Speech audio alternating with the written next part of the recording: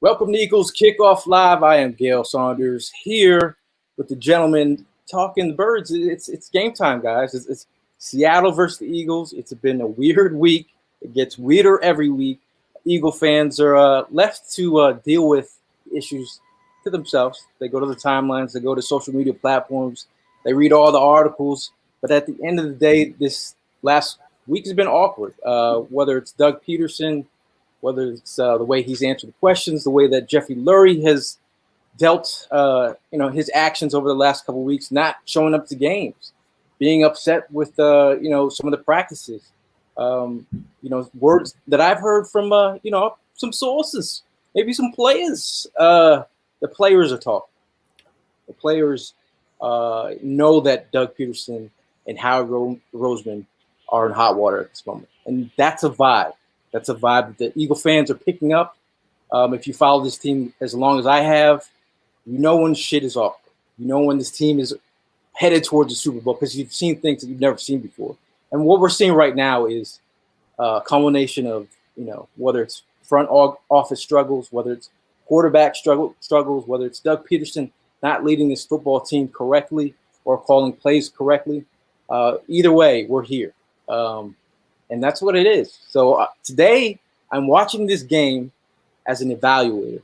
I'd love to see what they do moving forward, whether it's putting the right pieces in place, calling the right plays, putting these players in a position to succeed, having an idea for Jalen Reagor, having Carson Wentz outside the pocket, having Doug Peterson hold his players accountable. If it has to get weird, and they have to bring in Jalen Hurts, so be it. I just want to see, some development. I want to see some guts. I want to see some heart. And at the end of the day, I would like to see a W, but I would also just love to see some fight. So with that being said, welcome to Eagles Kickoff Live. Jimmy, how are you doing today? I wake up every game day pumped up, regardless if this team is terrible or not. I want to see a win, but you said it best. The word accountable. Nobody's holding themselves accountable. So why should I hold myself accountable about how I talk about my team? I just, at this point, I come here every week, try to get pumped up, but this team doesn't seem to want to find that same heart. So it leaves me to feel left out in the dry here because what the hell? I put my heart and soul into this, and you guys have shown us this week in, week out, whether it's Doug Peterson with the horrible play calling. We could start from Howie Roseman with the terrible drafting, or, Jeffrey Lurie at the top. And, he's disgusted. He's frustrated. You know what? So am I, Jeffrey. So time to see some changes. So I'm pumped, though, baby. I want to see Birds win regardless, but I love what you said, Gil. Let's see some development of the young guys and see these young guys fight. Soko, how you feeling? I'm at the point where I'm kind of like exhausted with this team. I feel like every single week they find a new way to shoot themselves in the foot. Feels like everything is just off. There's no balance to this team. It's either all one way or all the other way. And, we spoke about this earlier this week. It's either you're throwing 4 passes or you're running the ball 4 times and punting. And that seems to be the game plan. I spoke about it on the timeline briefly this week as well. It doesn't seem like there's any game plan that's actually installed with this team anymore. It just kind of feels like they are going out there, with throwing caution to the wind and just hoping something sticks. So, like I said, I'm at the point where I'm kind of exhausted. I'm always hoping for a Birds win, but, I'm at the point where I'm starting to get hyped on the draft more so than the rest of the season. Yeah. Like, look who else is hyped. Tim from Arizona stepping in. He's got the beanie on. He's got the jersey on. He's repping. Give us something. I had to switch it up, man. The last couple podcasts or show that we've done, I've been rocking a snapback or fitted. So I figure, hey, I live in Arizona. It's hot anyway. I don't ever get to wear my beanie. What up, cousin Jordan? I just want to switch it up. Hopefully the Eagles can switch it up on the field. This display of lack of discipline and just, to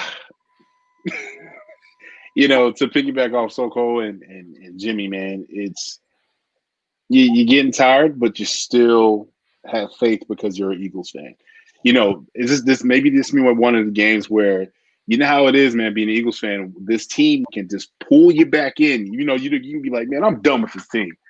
And then they can pull off something. You're like, I'm here. What's up? Well, we're glad to have you today. Shout out to Luke joining in. Luke's been getting some spicy responses on the chat, on the timeline lately. How are you feeling today, man? I hope to prove myself to all of these. I'm going to call them trolls. Experts. All these trolls. But I mean, I feel all right about today. I mean, I'm going to go in there not as energetic as last week. I'm not expecting the Eagles to win. I would love, obviously, for the Eagles to win. Last week. Yeah, that's the energy I'm talking about last week. I just can't have that today. Plus, it's a Monday night, so we'll save it. We'll save it for after. Oh yeah. The post game show. I'll be live.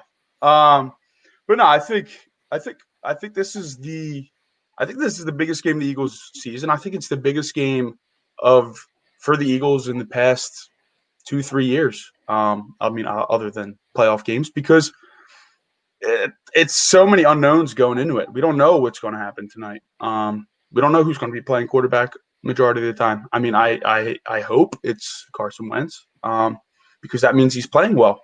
But I mean, who knows? And I think this Seahawks team is kind of up and down, especially defensively. I mean, they've had pretty crappy defense all year, but last week they showed up and played pretty well. So yeah, I think there's a lot of unknowns, and I think we're all kind of on the same page. We don't really know what's going to go down. We have an idea as to what we want to go down, but it's been the season of being let down. So I'm not going to get my hopes up. And it's funny that you say, like we're all going into this game looking for different things. There are some Eagle fans that are hoping that they win out and find some kind of heart and some kind of fight. And but for me, I've not like I've morphed into like the defeatist attitude, but I'm like, how do you make a bad situation get better? You have to look forward and look at this team in the next coming years. I mean, if you guys have read some of the articles that have been out there, shout out to Jimmy Kempsky, who put an article out there, kind of like diagnosing what his idea, and at the end of the day, he's ready to blow this joint up. And I feel like Eagle fans, they're feeling away. I got something for you. Got something you want?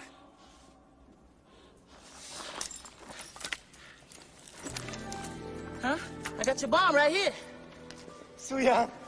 Papa! No. Wanna blow something up?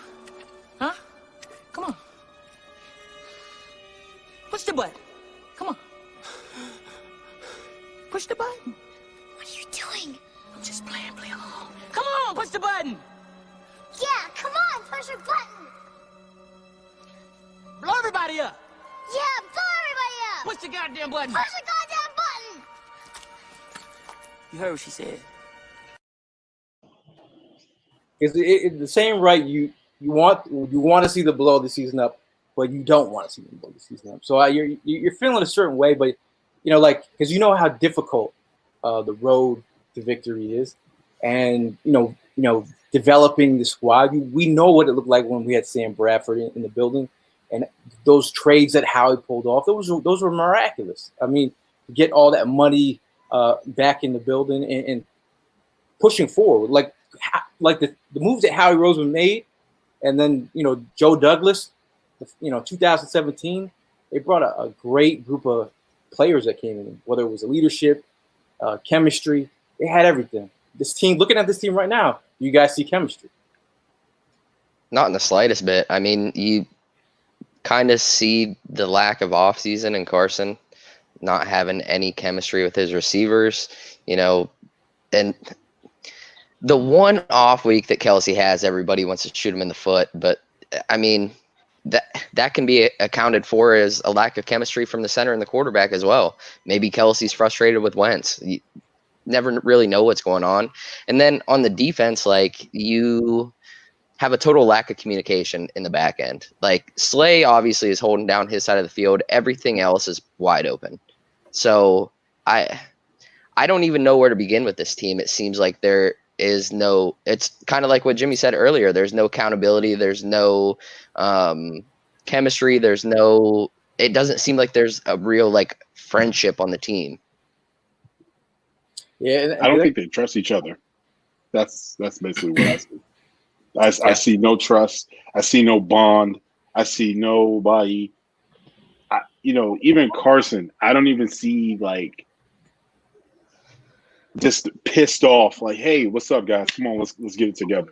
I don't see none of that. The defense, it's every other week. Fletch does his thing, and then he's hurt. And then Brandon, the only person I can rely on defense is Brandon Graham and big play Slay. Those are the only two that I can rely on.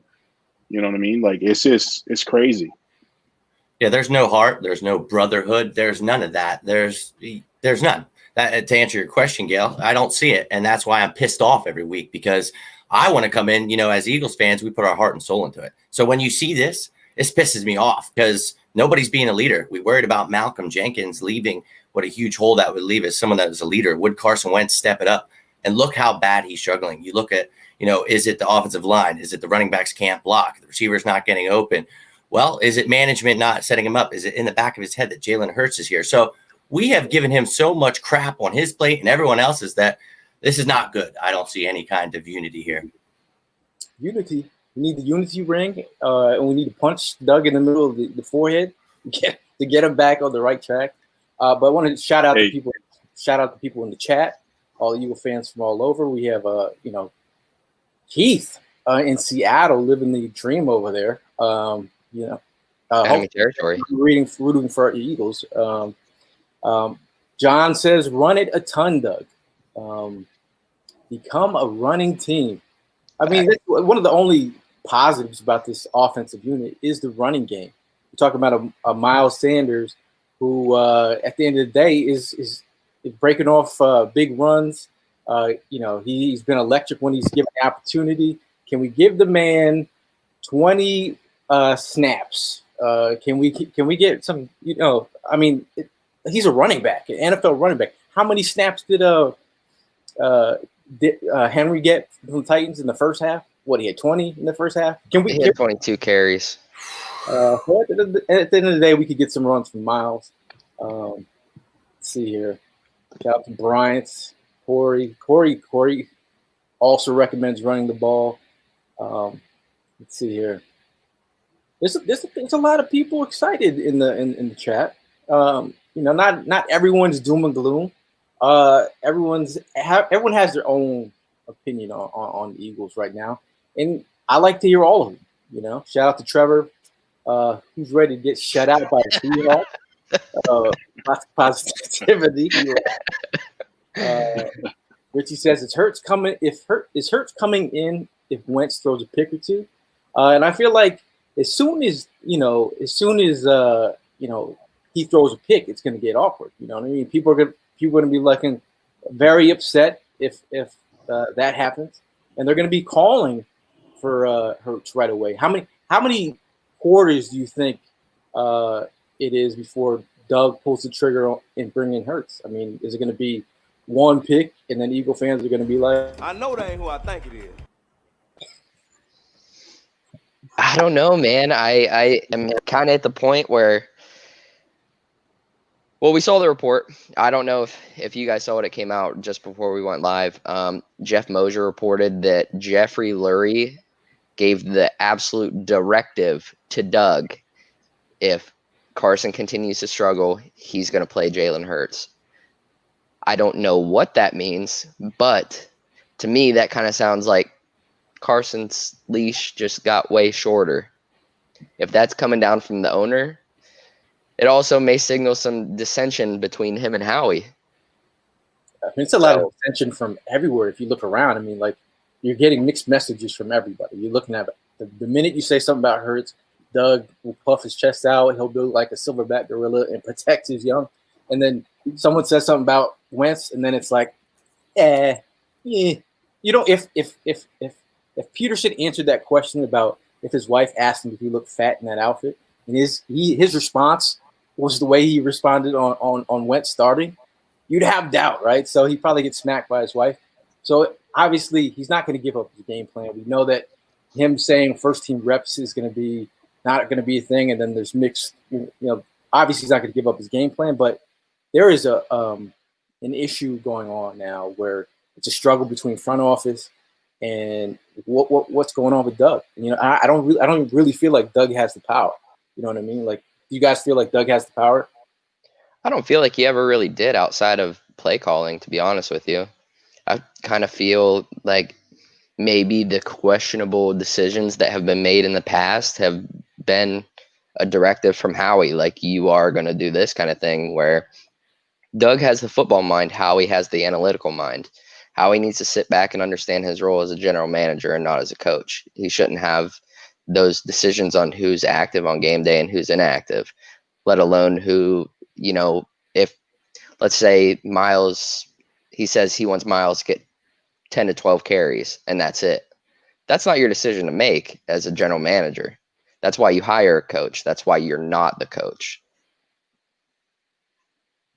Shout out to Ryan. Says, let's go, boys. I know it's sad season, but we got to get this win, and Wentz is going to ball out. This is a perfect opportunity for Wentz. I mean, this is a perfect opportunity to show everyone what he's made of. If it's you know, I mean, how many games are we going to sit here and talk to Wentz's ear like, dude, we need you to be the man that you are, that we know you are. We can't sit here and defend the BS. I'm telling you, man, Eagle fans who've been there long enough, no one's above criticism and no one's above, you know, taking the heat. That's what it is in the city. Like, if you can't take the heat, you got to get out of the kitchen. Doug knows this. He was a quarterback in the city. He knows. We've seen Donovan McNabb. We've seen Michael Vick. We've seen Kevin Cobb. We've seen Nick Foles. Everyone catches heat. So obviously Wentz, whether it's the regression, whether it's the mechanics, I don't know if you guys seen, shout out to Brett Coleman. He put a video out there on YouTube today. It was major heat. I mean, just showing you, breaking down the ins and outs of what we've seen from Carson Wentz, whether his holding on to the ball too long, Captain Save the Bro, hero ball, whatever you want to call it. But at the end of the day, we got to see something from Carson Wentz. How you guys feeling, Carson? I mean, do you feel like Carson is in his head, or he's ready to come compete and lead this football team? I think Carson's in his head. He's not seeing the field.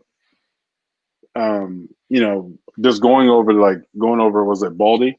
Going over a couple of plays, you know, seeing that when Regular was going in motion, and I want to say it was either the corner or the safety was supposed to follow, he slipped up, and Regular had so much time, opportunity, and space. You know, he's so I don't know what it is. I don't know if he, you know, what did they say what did they say last week? They said they don't know if Carson can read a defense, which I find kind of hard to believe because what he did in the past few years. But yo, man, I don't know if his eyes is deceiving him. I mean, didn't he get laser eye surgery a couple years ago? Like, what's up? Like, but I mean, if you're talking about Westbrook is reiterating what you're saying, and Westbrook is dialed in. He's in the ring a lot. Like, the dude is dialed in with the Eagles. So if he's getting some intel about how Wentz is either practicing out there and we're not privy to seeing what's going on, do you guys believe that? Well, I think a lot of it is mental. I mean, tell me the loop his mom was thrown through when he was paid this money for an extension, and they go and draft the Heisman Trophy runner-up in the second round. Like, what kind of message does that send?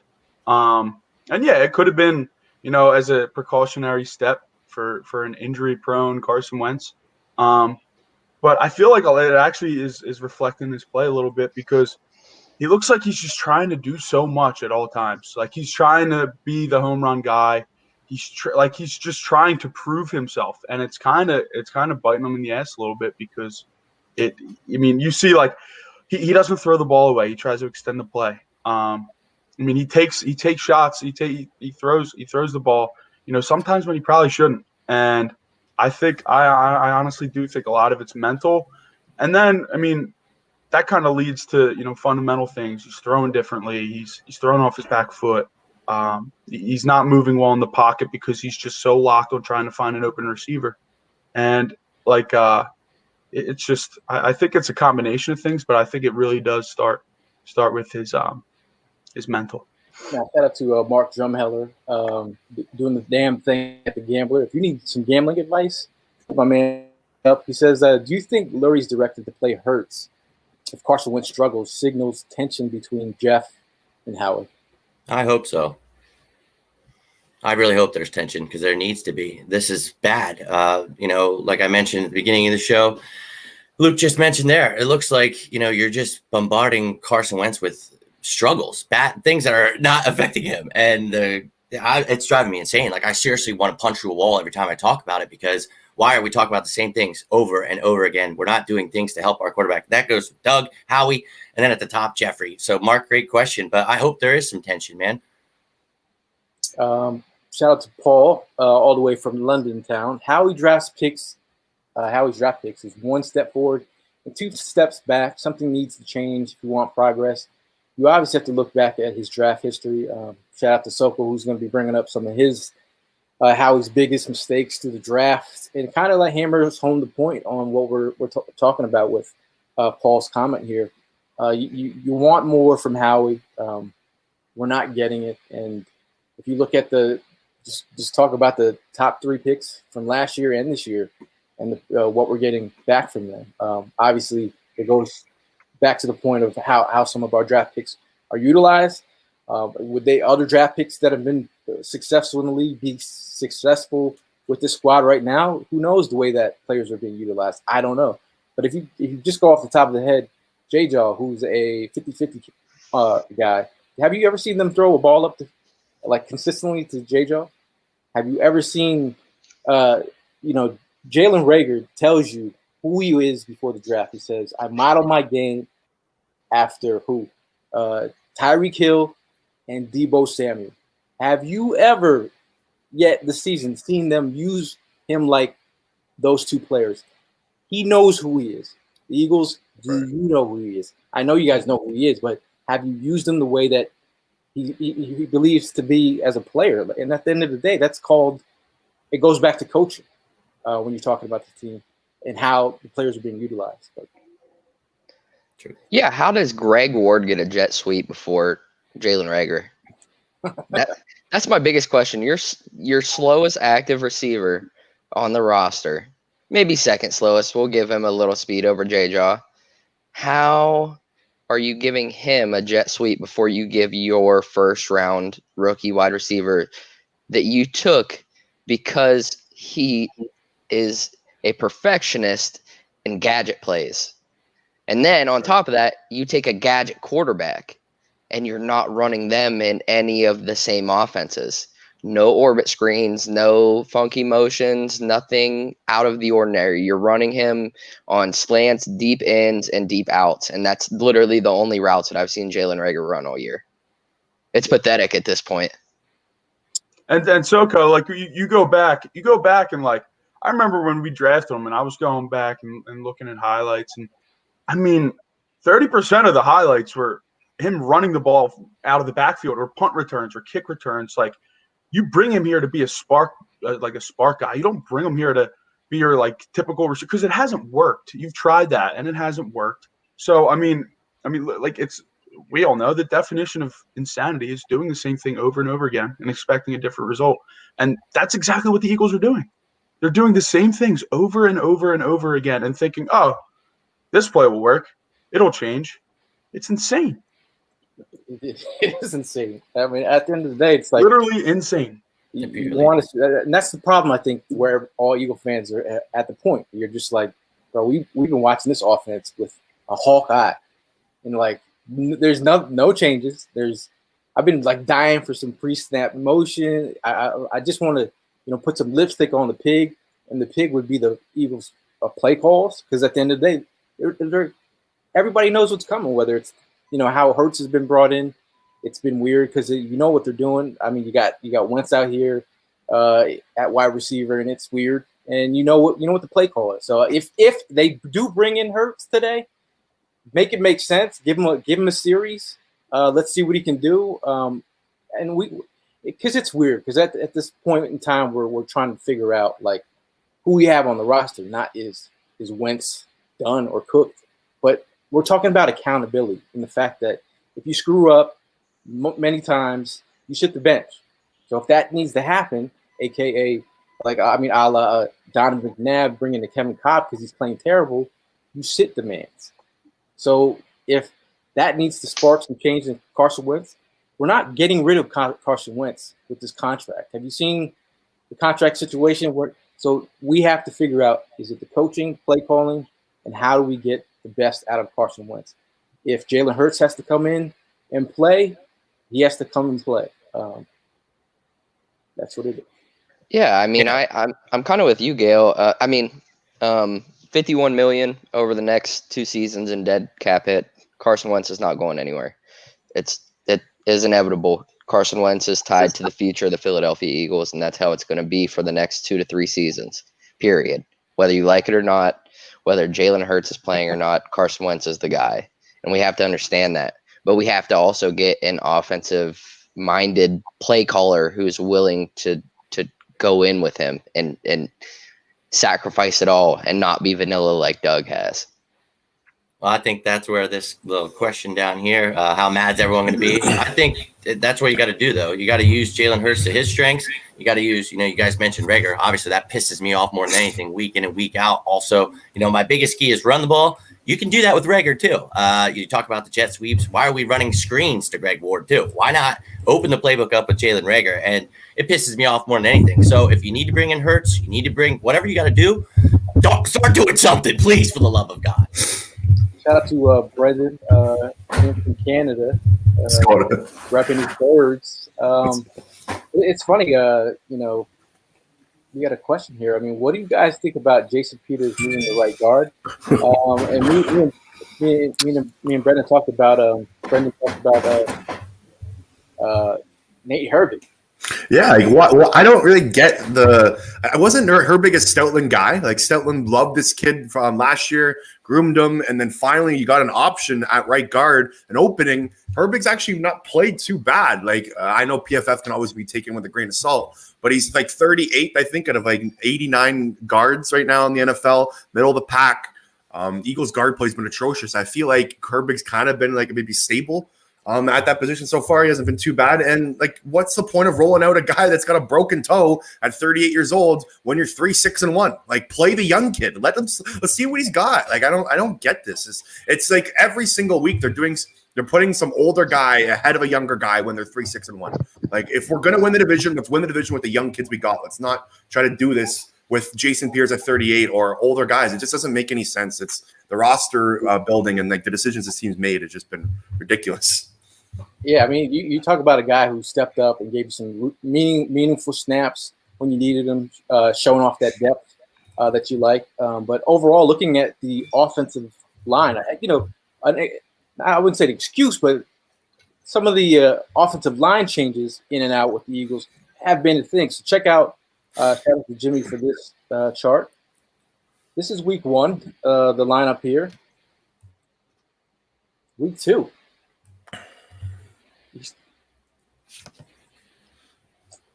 Little musical chairs. Pryor at right guard, Herbig at left guard. Mailata at left tackle, who's holding his own for a little bit, for a couple games. Week 6, you got Jamon Brown and Driscoll in there. Opeta at left guard. Musical chairs for sure. Peters back at left tackle. Mailata out. Mailata at right tackle. Opeta at left guard. Sumalo back. And here we are in week 12. Mailata back to left tackle. Peters back to where they thought he was going to be at the beginning of the year. So, I mean, that's musical chairs. I mean, how do you it looks a lot worse in a graphic. Like you're taking how bad it's been when you get everything in front of you, right? Yeah. I mean, I think that's good. That's good work by Jimmy too. Yeah, exactly. Yeah. How many NFL teams could you probably use that graphic with and have it change every week? Like literally every week. How can you expect any type of structure, any type of, it's just, it's, and I know there's injuries and, there's other things that play into it, but I probably, and that's a lot of research, but I mean, you look at the 31 other teams, I bet you 50% of them have had the same lineup in at least 2 weeks, and it hasn't been the same for the Eagles. Yeah. 11 switches in 12 weeks, man. Lack of continuity is a killer, man.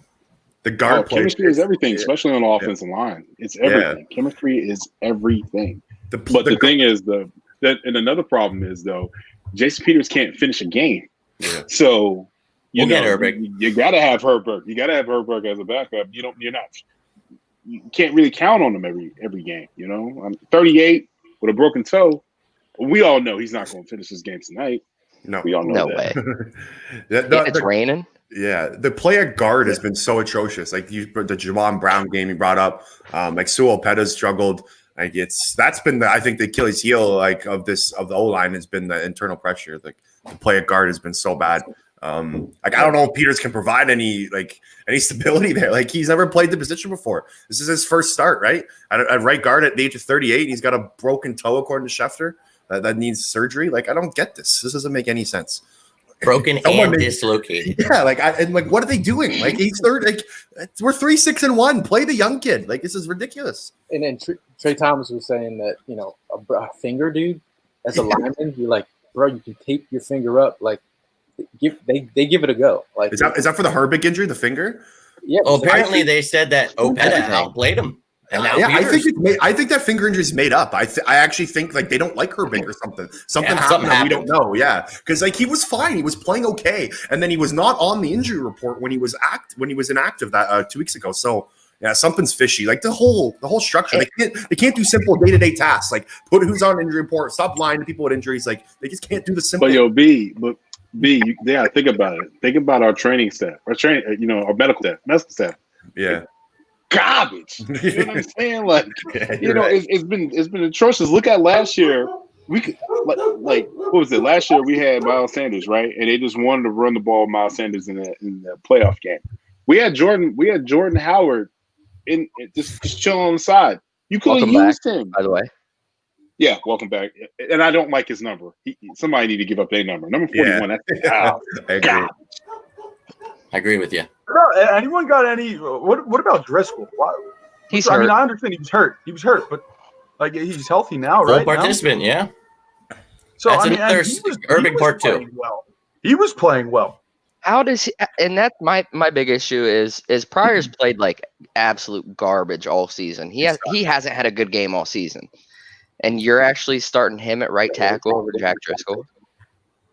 There's no way. Not a chance. Jack Driscoll has played circles around him all season. And Stout coming out and saying good things about Herbig all season. And suddenly, Matt Pryor and Jason Peters are your guys on the right side of the line. There's no way. It's the Super Bowl hangover, man. They just they refuse to just complacency. Yeah, that's the perfect word. Well, Will says it here. It starts from the top. So Jeffrey Lurie, let's have some accountability for this damn team, man. This is sad. I mean, we haven't heard Lurie come out and say I have to say something. He hasn't talked about it. Lurie didn't even go to the game last week.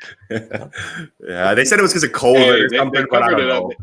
They said because of COVID. I don't know. But we all know damn well he was like, I don't want to watch this shit. Mm-hmm. Yeah, he's probably Hey, it's a good excuse nowadays. Sorry, COVID, can't make it to the wedding. Well, the worst for Lurie too is like all of his money, like majority of the money he's paying these guys are going to guys that are not even on the field. Like Jeffrey, Deshaun Jackson, like all these contracts, he's not even seeing them playing. Like, so that's probably why he's probably the most frustrated, right? Money's not allocated properly.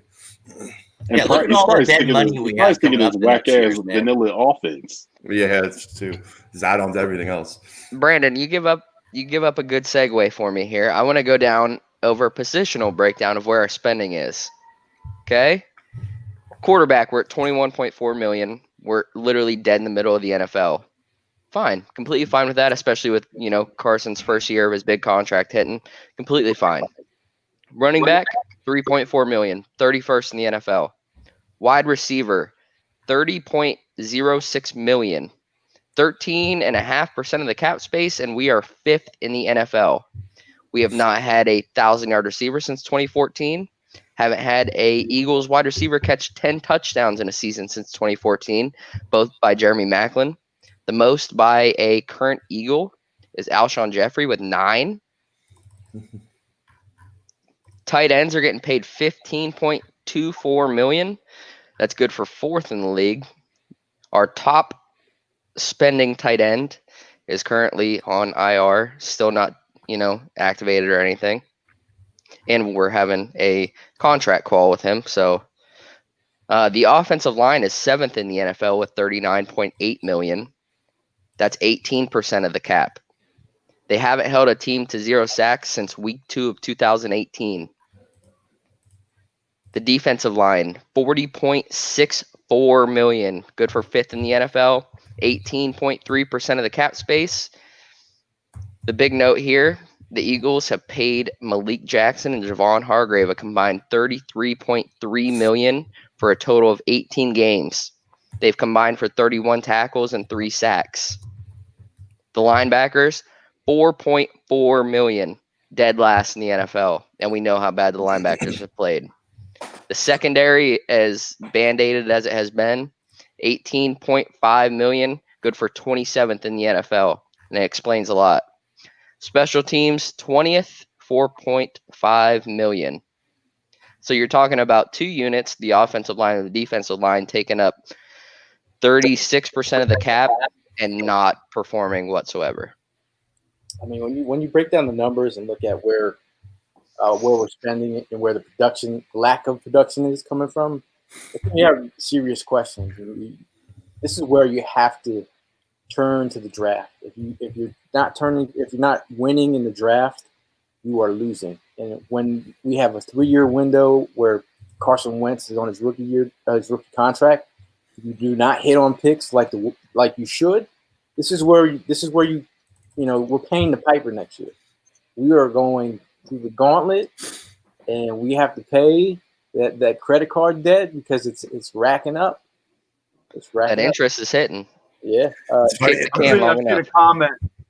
seeing a comment by Jason says, the only reason you overpay is because you're insecure about what you can't get down the road or in the draft, so you hold on. And that's actually a very, very, very, very, very good point. Because if you think about it, that's exactly what they're doing. And I guess they've come to terms with the fact that they can't draft for shit. So what they're going to do is they're going to overpay old guys who are way more injury prone than younger guys. And they're just going to bite the bullet. And they're going to hope that it works like it did in 2017.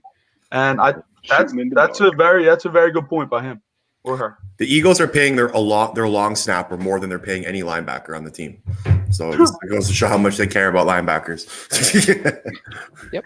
Shout out to Prime in the building. Welcome. Sabermetrics. Yeah. I see you have a new blackout helmet for tonight. Yeah, the Black Mamba Prime is out tonight.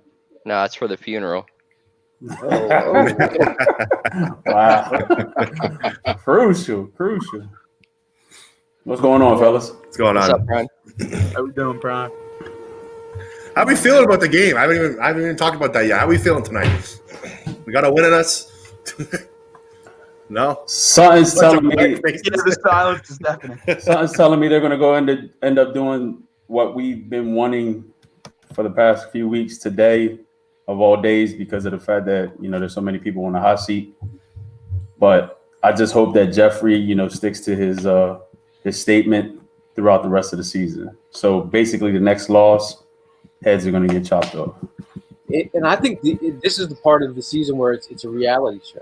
And it's like one of those crappy reality TV shows that you can't turn away from because you want to know what happens. And we are here as diehards. We're on every single thing. We're just like reading, intaking every single piece of news. And it's just really weird. And the fact that that I'm hearing from players that are like, they know what's going on. Like the fact that mom and dad are arguing in the next room, don't give a shit. They're doing it in front of you.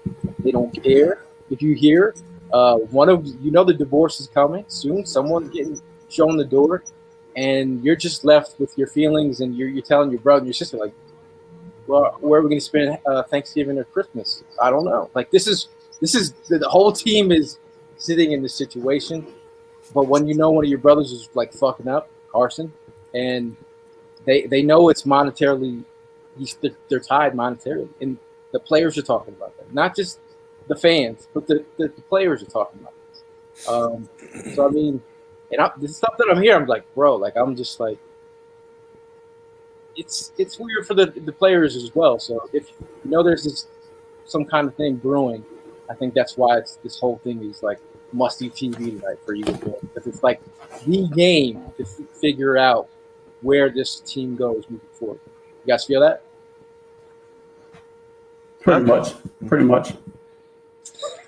It kind of feels. I mean, I think our comments are enough. I think that we know the divorce is coming. We just don't know who's going to jump first. Is Lurie going to dump Howie and give player personnel to somebody else, or is he going to dump Doug because the play calling's crap, or is he going to make everybody roll?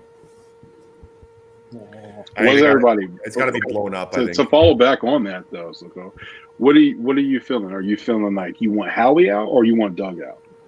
At this point, I want both. I don't know. I want Howie. I think Howie deserves more blame than Doug Peterson does right now. I think this year, at least, like this is kind of, if you're taking a look at it, all the bad moves Howie's made since the Super Bowl we won it in 2018, 2019, it's all piling up this year. Like this is the roster he built. I think Doug's done a poor job as well. But I think if Howie goes, Doug's going as well. I have a really hard time believing that if you're going to fire the general manager, you're going to hold on to your head coach after the fact as well. The general manager probably wants to bring in his own guy. So I'm assuming if this all kind of goes how I think it's going to go, they'll probably blow up the whole thing. I think they both should go. It's been a disaster. I don't know how else to put it. See, I think that's the case. I think that's what needs to happen, but I don't think that's what's going to happen. I feel like Lurie's going to force the hand of Howie and make him bring somebody on for not really personnel control, but at least to handle the draft side of the house. Howie will handle trades and contract negotiations and such. But yeah, I think Doug has overstayed his welcome with Jeff Lurie, so I think that he'll probably be the one to go. I think that the entire staff will probably get scrapped with him as well. Now, Jason from Facebook says, perfect opportunity to finally start over and clear the entire team.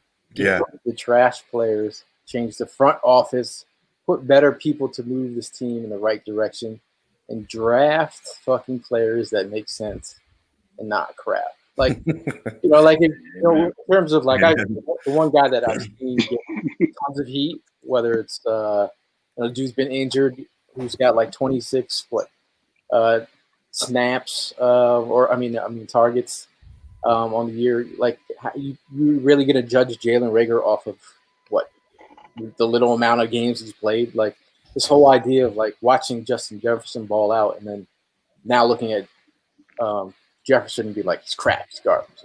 Like, I'm gonna be honest with you. I ain't gonna even hold you. Every time I see Justin Jefferson though, woo. It's like emphasizing Justin Jefferson playing really well is making it seem worse, right? Like, and the thing is too, I can't even say it because I wanted Jalen Reagor. That was the guy that I wanted to take, so I can't really say much. But I agree, they're not using him properly. Like, I don't really get why they haven't manufactured touches for him I think Jimmy said it before I got on. I don't get the Greg Ward screen passes. Doesn't make a lick of sense at all. I feel like Justin Jefferson and DK Metcalf are going to haunt us for the next 10 years. And Well, I it's already started. Hey, I mean, Devontae Adams already hunts us anyway. Yeah. Whoa. We picked, what is it, Jordan Matthews? Yeah. The thing is, too, it's like we were actively searching for receiver help. It's not like we just missed them and like they were just good talent we missed. Like we are looking at that position and we are missing them, right? Like our eyes are focused on these guys and we still can't get it right. That's what's very concerning. Every team misses out on guys, right? Every team passes on guys that end up being good, but it's not like they're actively looking at that position. The Eagles have been. They can't get it right. For sure. So for sure. And I totally agree with you on that. Yeah. But there's sometimes it's like Howie is it's chess and he's playing checkers. Yeah. You know what I'm saying? Like he's like, oh well, you know, there's obvious talent right here, but you know what? I'm gonna fool everybody. I'm gonna go over here. It's like, bro, this pick was right there. Like I go front. I wanted Justin Jefferson. I wanted him, but when I seen regular, I was like, oh, okay, all right. I didn't watch a lot of TCU games. I did watch a lot of LSU games. Like, See, I watched Big 12 because prior to graduating from Penn State, I was a Longhorns fan. Obviously, now I have to switch my allegiance. I graduated and everything, but prior to that, I was a fan of Longhorns. So I watched the Big 12 consistently. So I saw Reagor for 3 straight seasons, and he was a stud every single time against Texas. And that you're talking about guys who got drafted in the second, third round from Texas in their secondary. Like they're not some scrubs that, you know, are nobodies. They were actual Power 5 DBs. So yeah. I was up on Reagor.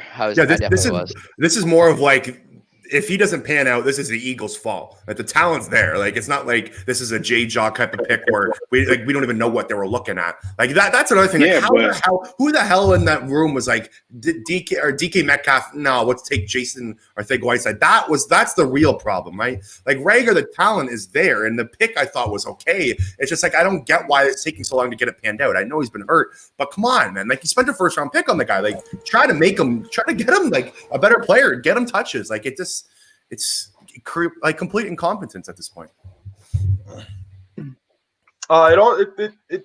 See the whole Jefferson Reagor comparison doesn't really bother me as much because you look at the 3 other receivers that went before the 2 of them, and I mean teams drafted those guys for a reason, and Jefferson's having a better year than them 3 too. So I mean you can't. I mean, and that's the natural. The inkling of Eagles fans and the Eagles fan base is it's tough love. What Gal said earlier, it's if you're not performing well, you're going to hear about it. I don't think I don't know what people expected when he was coming. I didn't expect him to come in here and be a 1,000-yard receiver and do all these things. Like he was coming in to learn, to kind of blossom. And I didn't even think he was going to be thrown in the fire right away like he was. And it's just a testament to, Howie Roseman just trying to be the smartest man in the room, always. Yeah. He really does. He thinks and to piggyback off that, to answer their question, we as Eagle fans, we seen it in our division.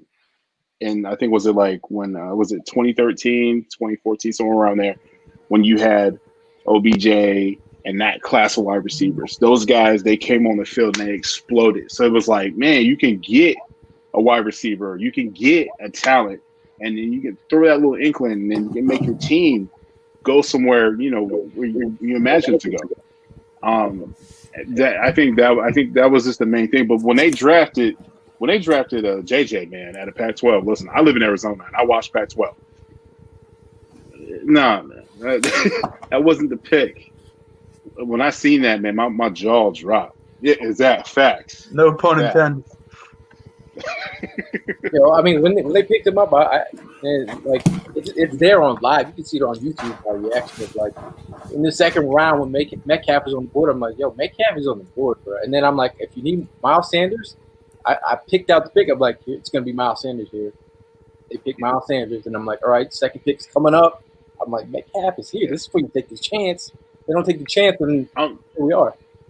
But it is what it is. Like, so I mean, like if you passed on Metcalf and Jefferson, now moving forward, you got to make some picks, man. Like you got to get in your bag you don't have Joe Douglas with you anymore. I mean, you have Andy Weidel and such, but I think, now, Soko, is that the rumor that you heard that 3 scouts got fired already?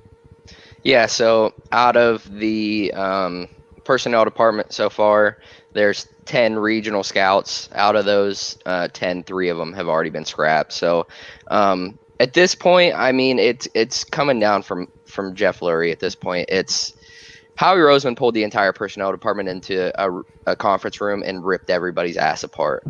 And I don't know what it spouted from. All of us. Yeah, all of us. obviously. But Yeah. Jeff Lurie has had words with Howie Roseman to the point where they're in screaming matches that the entire personnel department can hear from their own offices.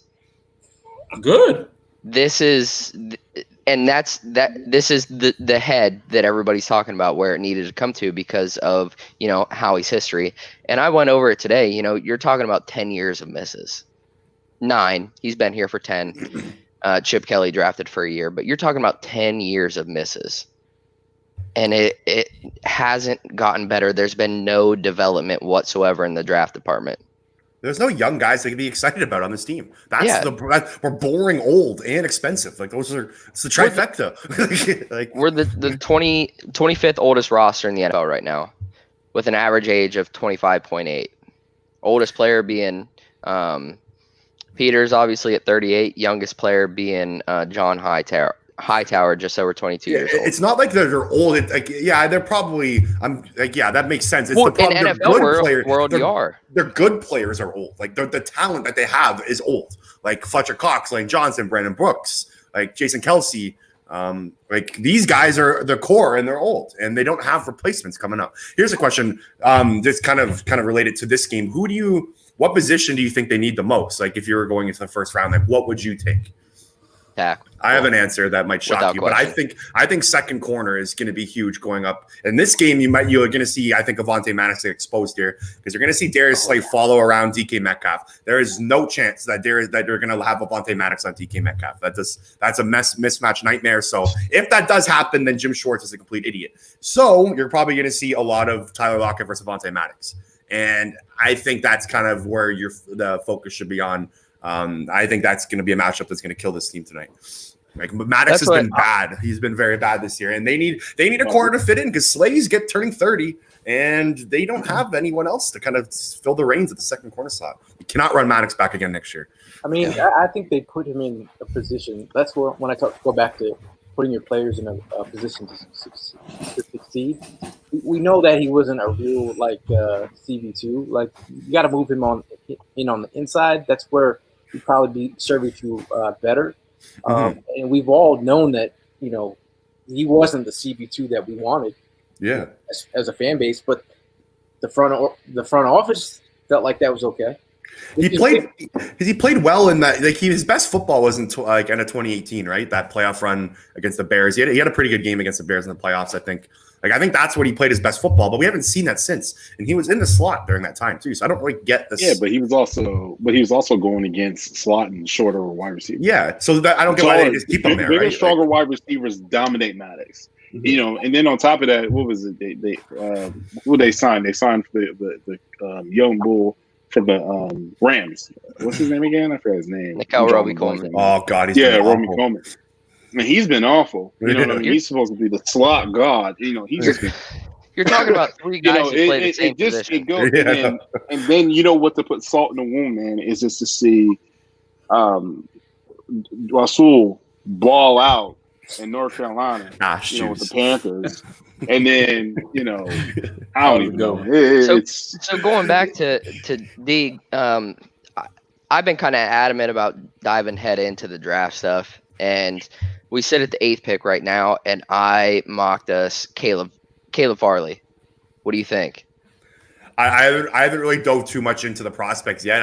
I'll probably be coming. I'm guessing tomorrow morning after this game when we're 3-7-1 probably. But no, I think second corner is a huge open hole.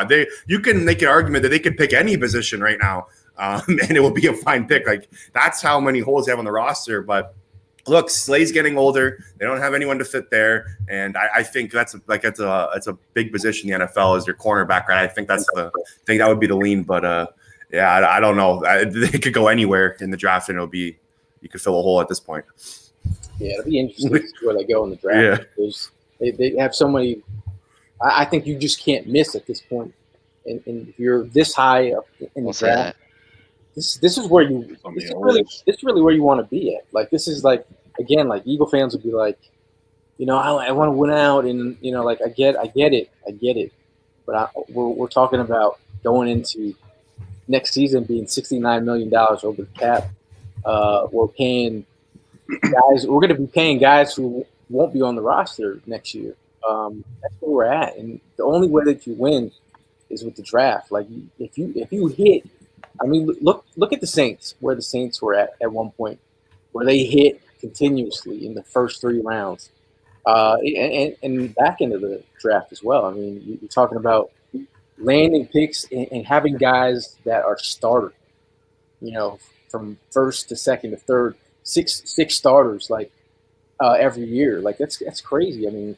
Well, just look at their rotation on the defensive line. Like from a draft pick perspective, you're talking about Trey Hendrickson, you're talking about Cam Jordan, and you're talking about Marcus Davenport, all rotating just from the edges off of the first 3 rounds of the draft. And then you move to their secondary, and you have Marshawn Lattimore, and you have Marcus Williams. Now they signed Malcolm Jenkins to a pretty cheap deal.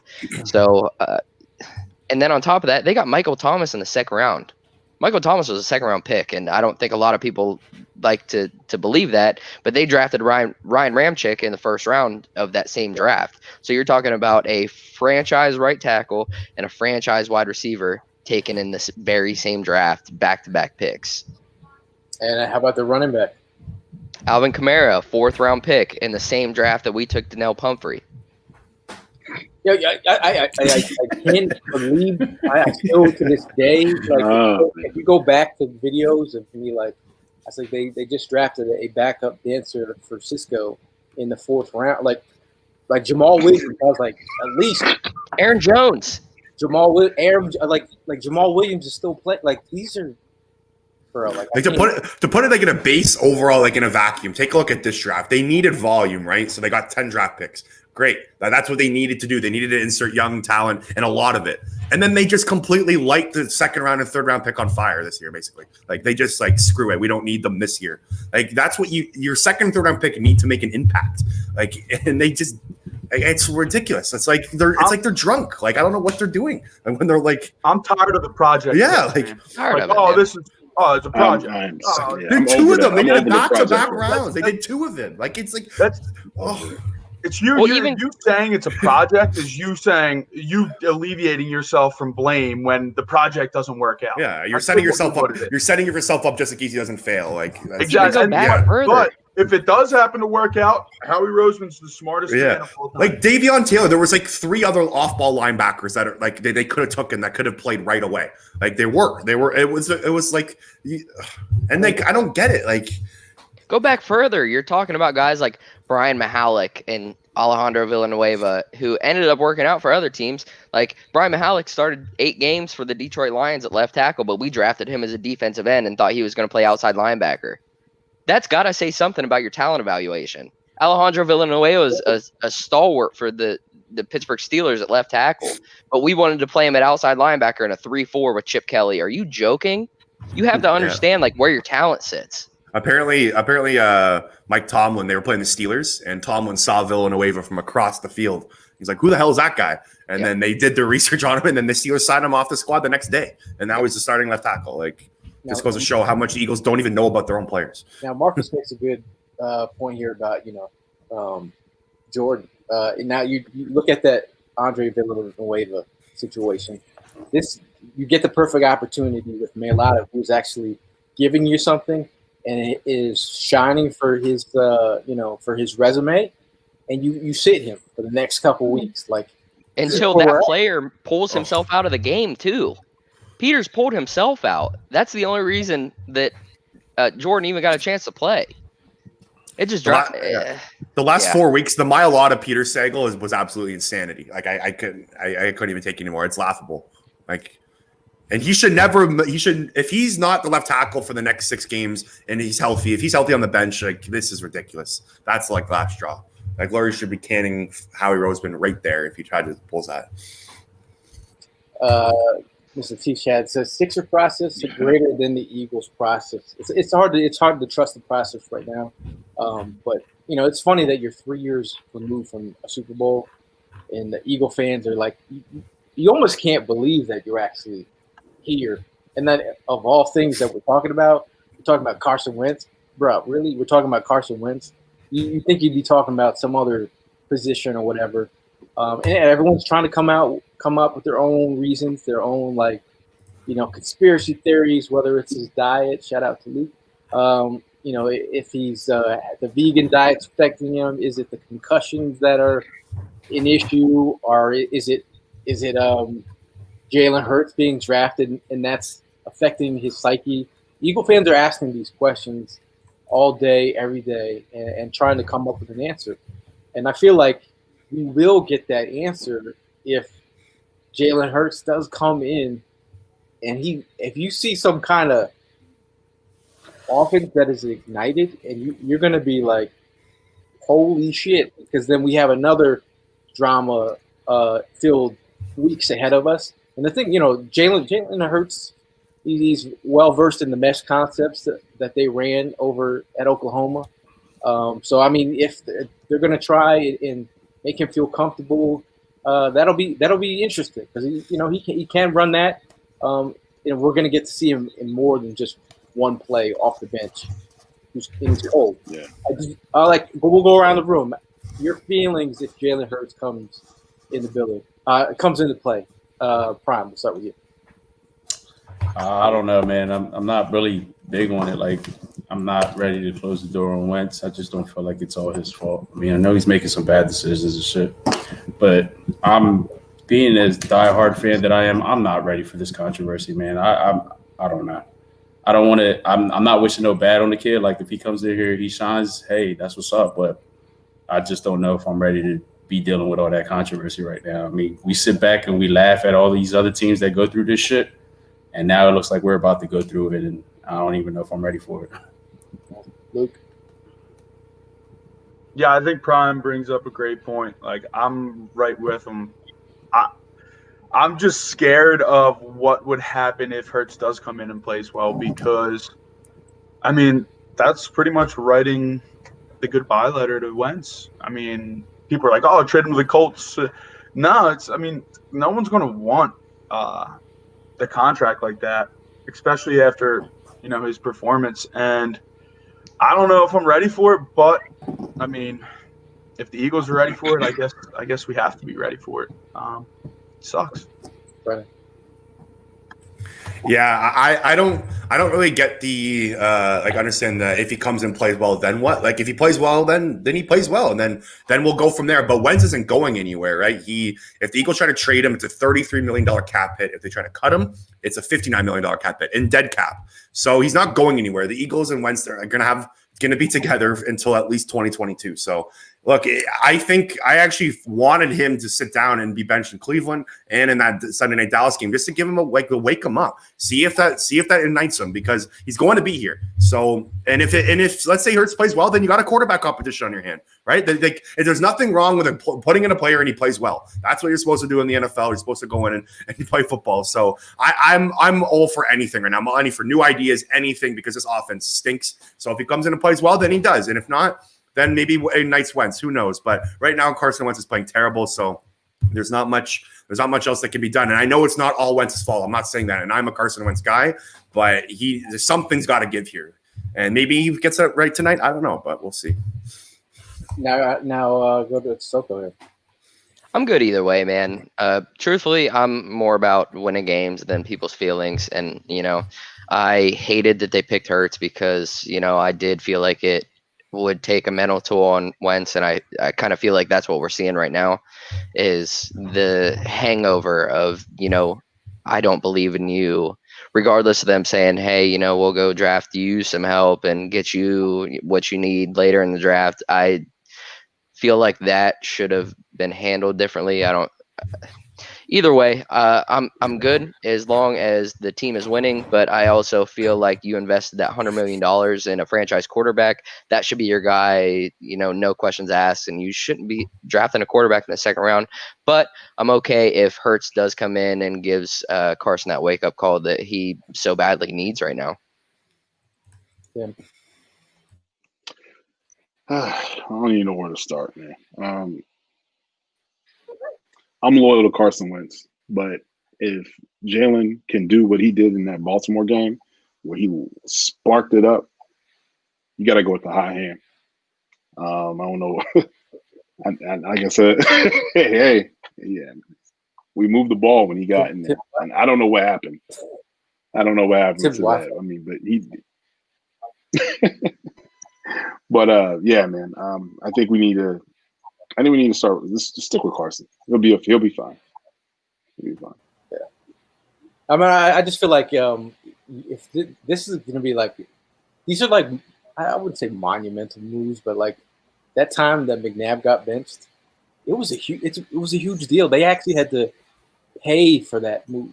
They had to like give McNabb some extra money because his feelings were hurt, bro. I mean, like, if you decide to make a move like this, you have to be ready for the consequences. And if it's coming from, Jeffrey Lurie, then that's the bigger question. Because you listen to Chris Long podcast, and he said that, he loves Wentz. That's his quarterback. Now, if you can't get if Jeffrey Lurie's like, look, I just want to see if my guy Wentz is having issues, and I want to throw Hurts in there and see what he does. Just see what he does. And then he can decide for himself as the owner of the team, like which direction he wants to go. That's why it's weird, because maybe all these moves that are happening, it's coming from above, and Doug has no control. It's just kind of hard to justify even making that the pick, regardless of how you feel about Hurts. I know there's a lot of Hurts truthers out there, especially on my timeline being, Big 12 land and everything, but it's just kind of hard to justify from the beginning making that pick. Like, that your quarterback needs help. You could have utilized that second round pick in a lot of different places, man. Like, there were so many good defensive and offensive players that you could have put in place to kind of mitigate the issues that Carson Wentz was having. And it just kind of felt like a slap in the face to him as the franchise quarterback. Like, you invested that $100 million, yes, and like Carson should be fine with, having a $100 million contract. But at the same time, like, look at yourself in the mirror and say, like, all right, yeah, you just gave me a raise, but I'm going to bring somebody in to do the exact same job that you do, just in case you don't do it well enough. And tell me that wouldn't check your ego a little bit. Yeah, I mean, it's humbling, Definitely. but it's life. We all have a job and we're not doing well. What's going to happen? But was he not doing okay, well last do season? Do you think Carson wasn't doing well? What are you talking about? This Cleveland? No, Before they Hurts drafted pick. Hurts, I'm saying. No, he was doing well. But at the end of the day, though, like, what's the first thing that everybody hits you on when you say you're an Eagles fan? You're a Carson. You're a Carson. That's your quarterback, Nick Foles. Oh, Carson's always hurt, and trust me, I bat for him. But if you're doing poorly and you haven't been improving, and like I said, it's not all of his fault because this play calling is atrocious. If you have to throw a spark in there, you got to throw a spark in there. If you get benched, you get benched. That's exactly the way. Like, if you played any other position in the NFL, middle linebacker, corner, safety, if you play bottom three in the league at your position for an 11-game stretch, you are going to get benched. That is the way the NFL works, unfortunately. But like, again, it's not all Wentz's fault. Like, it's unfair to him, and I get that. But look, they're in a division race here, and they need a spark. So, like, unfortunately, and you spent the second round. That's the problem. You spent a second-round pick on the guy, right? Like, it's not like it's Nate Sudfeld behind him, and we're begging for Sudfeld. We're begging for the guy that you invested a second-round pick in. So like you did this, so let's go see what the second round pick has. That's the way I look at it. If he's not good enough to fit in right now, you shouldn't have drafted him. Straight up, they're admitting they wrong. They're admitting they screwed up. To Brandon's point, though, and to what Soka had said earlier, like, and the mental toll that it played on Carson. I mean, like, honestly, I think Hurts had a chance to still be there in the third round. But them taking him in the second round shows that they really, really wanted him. And whatever reason that may be, they wanted him, and they didn't want him to get picked. It wasn't like, we're going to take him. We're going to pass up on him this round. If he's still there, we'll take him.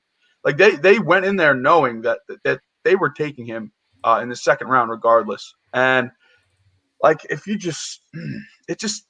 sends such a bad message to Carson. And now he's like trying to do so much because he wants to prove that he's the guy, that he's the quarterback that's supposed to be here forever. Like, and it just real. I can't get over it because I feel like they literally dug his grave for him. Yeah, anyways, so much. Sorry, go play that.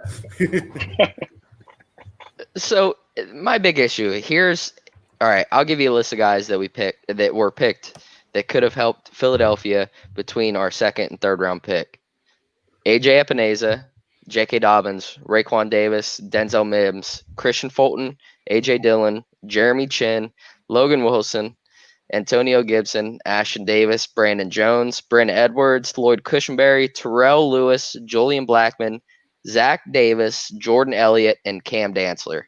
You're telling me that none of those guys could have helped us more than Jalen Hurts? I would have rathered any single one of those guys instead of exactly Hurts, like literally any one of them. I would have took Chin in his hot second. Yeah.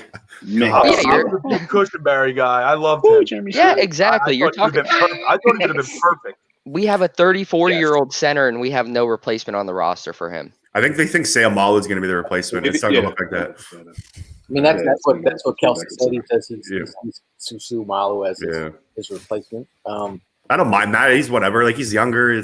But still, like, it's definitely not going to be Kelsey. But look, there's been worse plans to replace a center than that. Yeah. But then who's your replacement at left guard? Like, you've seen Pryor, Herbig, is Peter? I think Herbig. 39? Yeah, I think Herbig's not bad. He's only 22. He's developing. I don't know. He needs to be the future starter at one of those guards. Exactly. He has to, or else you're kind of screwed. So why not play him and see what you have? Like, that's what I don't get about this. Like, I'm kind of with you on this one. I think that Herbig should be your left guard of the future, and I think Jack Driscoll is your right guard of the future. And I think that's what needs to be established right now. Exactly. We're in that law area where we don't know what is happening because of all the injuries and everything. You got people swinging everywhere, but you need to establish positions. You can't have everybody be a swing player. They need to learn a position because of how young they are.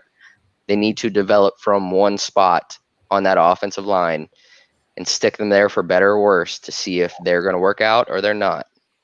Mm-hmm. Yeah, because Big V ain't coming back from Detroit. No. I remember underrated loss. Jimmy brought up Sidney Jones, and it was like, the only way you find out if someone can be your guy is if they play. Exactly. And he didn't, and I didn't believe he was good because he didn't play. Now you see what he's doing, and it's like, whoa, is this guy actually not bad? Like, same thing with Stoll. And but my thing is this though. So all the quarterbacks that we gave up on this past beginning of training camp, and they're doing very well. They're doing well on their respective teams right now. Does that say something about the scheme of Jim Schwartz or? Yeah, it could. It's talent. It's talent evaluation. It's schemes. It's just like another frustrating part of this is they could have kept Razul or Sidney Jones if they put Alshon Jeffrey on PUP. Like, they wasted a roster spot for 11 weeks. Like, they didn't need to cut one of them, right? Like, that's what's ridiculous too. Like, the roster, like the way they've handled the roster, and this is like such an easy year to kind of fit in with your roster with COVID. They have a new COVID restriction list, like you can activate guys off IR in 3 weeks. Like, it's not that difficult to kind of pinpoint your roster in this year at least. And Howie Roseman's doing a terrible job of it this year. Like, Lane Johnson's not even been on IR yet. He's a season-ending injury and he's still on our roster. Like, what is going on? It's another thing we like suck at. Yeah. We can't even Roster do that management right. has been You know, terrible. your And, like, roster management is just, but the Yeah, roster this thing management is is horrible, so man. like right now. They got Zach, and they're like, oh yeah, we'll put him on a 21 designated roster, and this. Why you didn't do none of this stuff when we had the opportunities to do this, so to get other people playing time? Why? Exactly. Yeah. It's Right, Ryan, so you're right, man. annoying. I can't keep my head up today, man. I just like I'm trying to all day at work. You know, people are in my ear, like, yo, what do you think? What do you think? I don't even know how to respond. I'm like, look, I'm just going with the flow. I'm here to represent my team. I bleed green for the rest of my life, but it's like I don't know. Again. Prime, I'm with it's you. just It's bad, man. felt like- Jay, I gotta hear. Yo, how do you feel about Hurts? Yo, what do you think about like? Come on, man. Just a couple. Just last year, I was clowning my brother, bro. You got a quarterback controversy. Andy Dalton, Dak Prescott. Dak doesn't want to sign. What do you want to do? Now look, my brother's sitting back laughing at me because I got to deal with this shit now. Bob, we got some video of you getting ready for the show tonight. Oh man.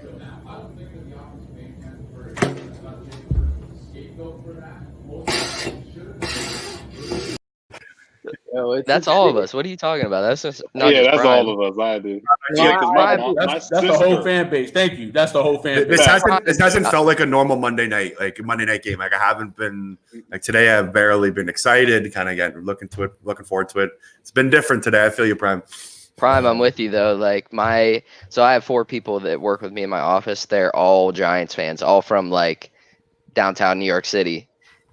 I had to take leave the Monday after we lost to the Giants because I didn't want to deal with it. Hey man, trust me, I deal with it all damn long at work. I got them all. I got Cowboys fans, I got Redskins fans, I got Giants fans. I mean, I got a Giants fan today. Oh, we're in first. I got a Redskins fan. Oh, we were in first for 4 minutes. Hey, you know what I mean? Like at least they're talking about first. Like here, last week was tough, man. Like so. If for those of you that don't know, I'm from like the greater Cleveland area, and I had to deal with a barrage of Browns fans, and Browns fans talking shit. Oh man, Yeah, they're I got 8-3, man. Like that. Honestly, like the best thing the Browns did was hire Kevin Stefanski because he fits exactly what they're trying to do. Like they have a mediocre quarterback with 2 elite running backs, and they're just going to run the ball down your throat, and that's what it is. And I've been saying that for weeks now. Like the Browns are the real deal this year, and people need to take it seriously. And I still got clowned by everybody back home, even though I said that we were going to lose in the kickoff show. And sure enough, dude, what happened? We got embarrassed. I've been dealing with a whole lot of rough weeks this whole season, man. Shout out to Jordan, man. Jordan, you're right, man. I mean, usually I'm pumped up for games like this. I can't find that excitement nowhere, man. I try, I really am. I'm like, I got home, I come downstairs to the cave, and I'm like, just another weekend.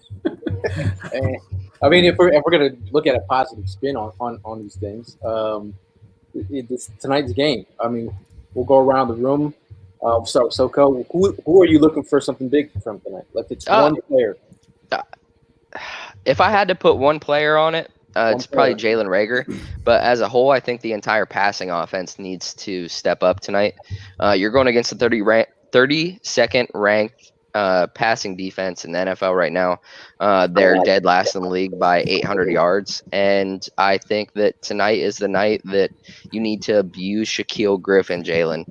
Absolutely abuse this man because he is not up to par with these other cornerbacks that you face. I understand that it's your rookie season, but tonight's the night. We need some Reagor bombs. All right, Luke, who you got? I think I'm kind of on the same page as Soko here. I think either Reagor or Fulgham is gonna really show up tonight. I think that the Seahawks pride themselves usually in the past. They pride themselves on their stout zone defense and just a hard hitting downhill secondary guys, but it hasn't worked for them this year. They've been playing a lot more man. A lot of the reason because they don't generate as much of a pass rush as they're used to. and that's why they got a guy named Jamal Adams, and he hasn't been really doing it for them either. But I think they'll play a lot more man than zone. I think that'll help Rieger.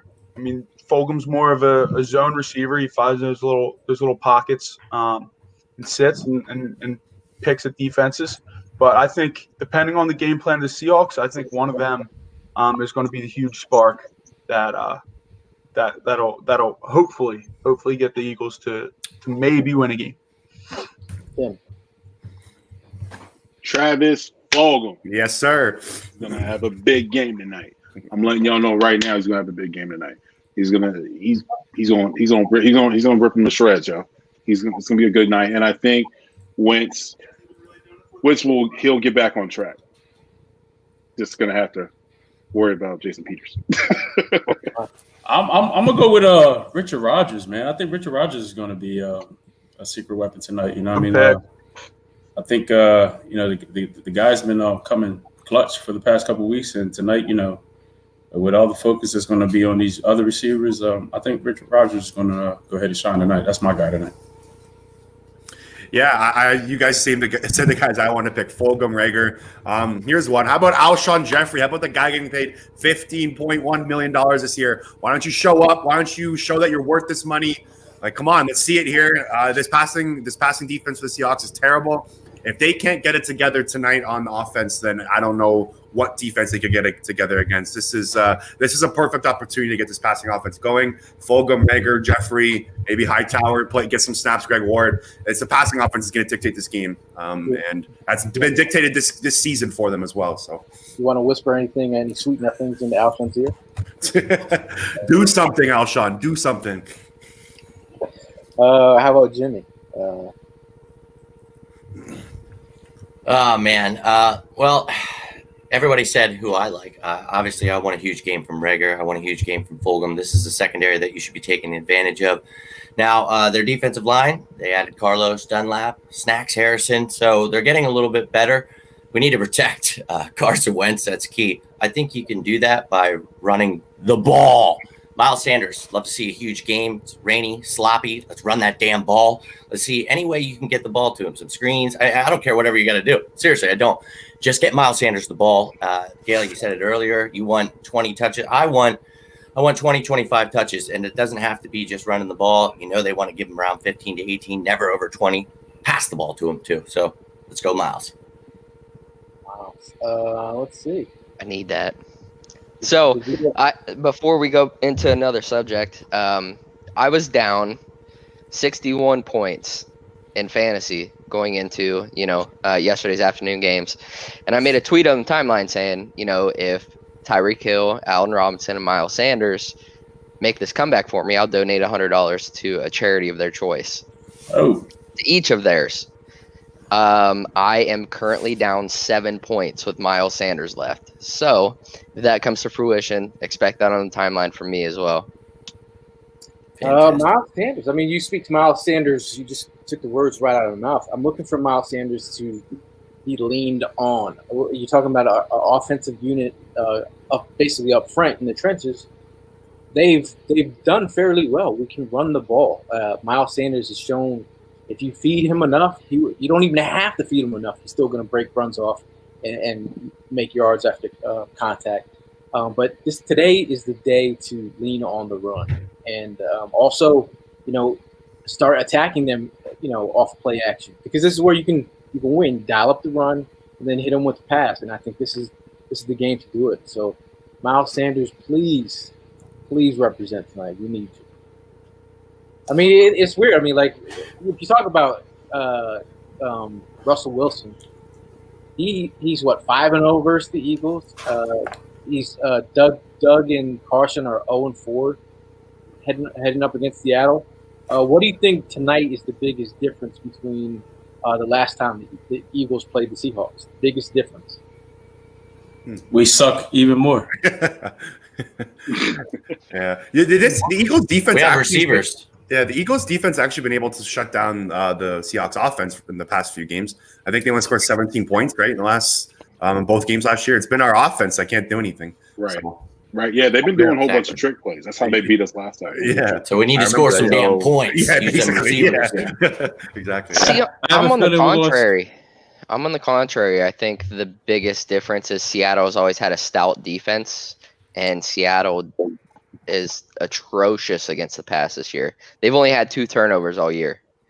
I don't think a lot of people know that, but I mean, I understand, they're giving up a lot of passing yards and everything else like that, and they may get stout in the red zone and everything else, but they're giving up long plays at a premium right now, and they're not getting turnovers in the process. So I think that has to play a part right now. You got to look to attack down the field instead of playing these, vanilla passing play calls. I mean, so And our right, offensive it line's definitely kinda plays banged up, too.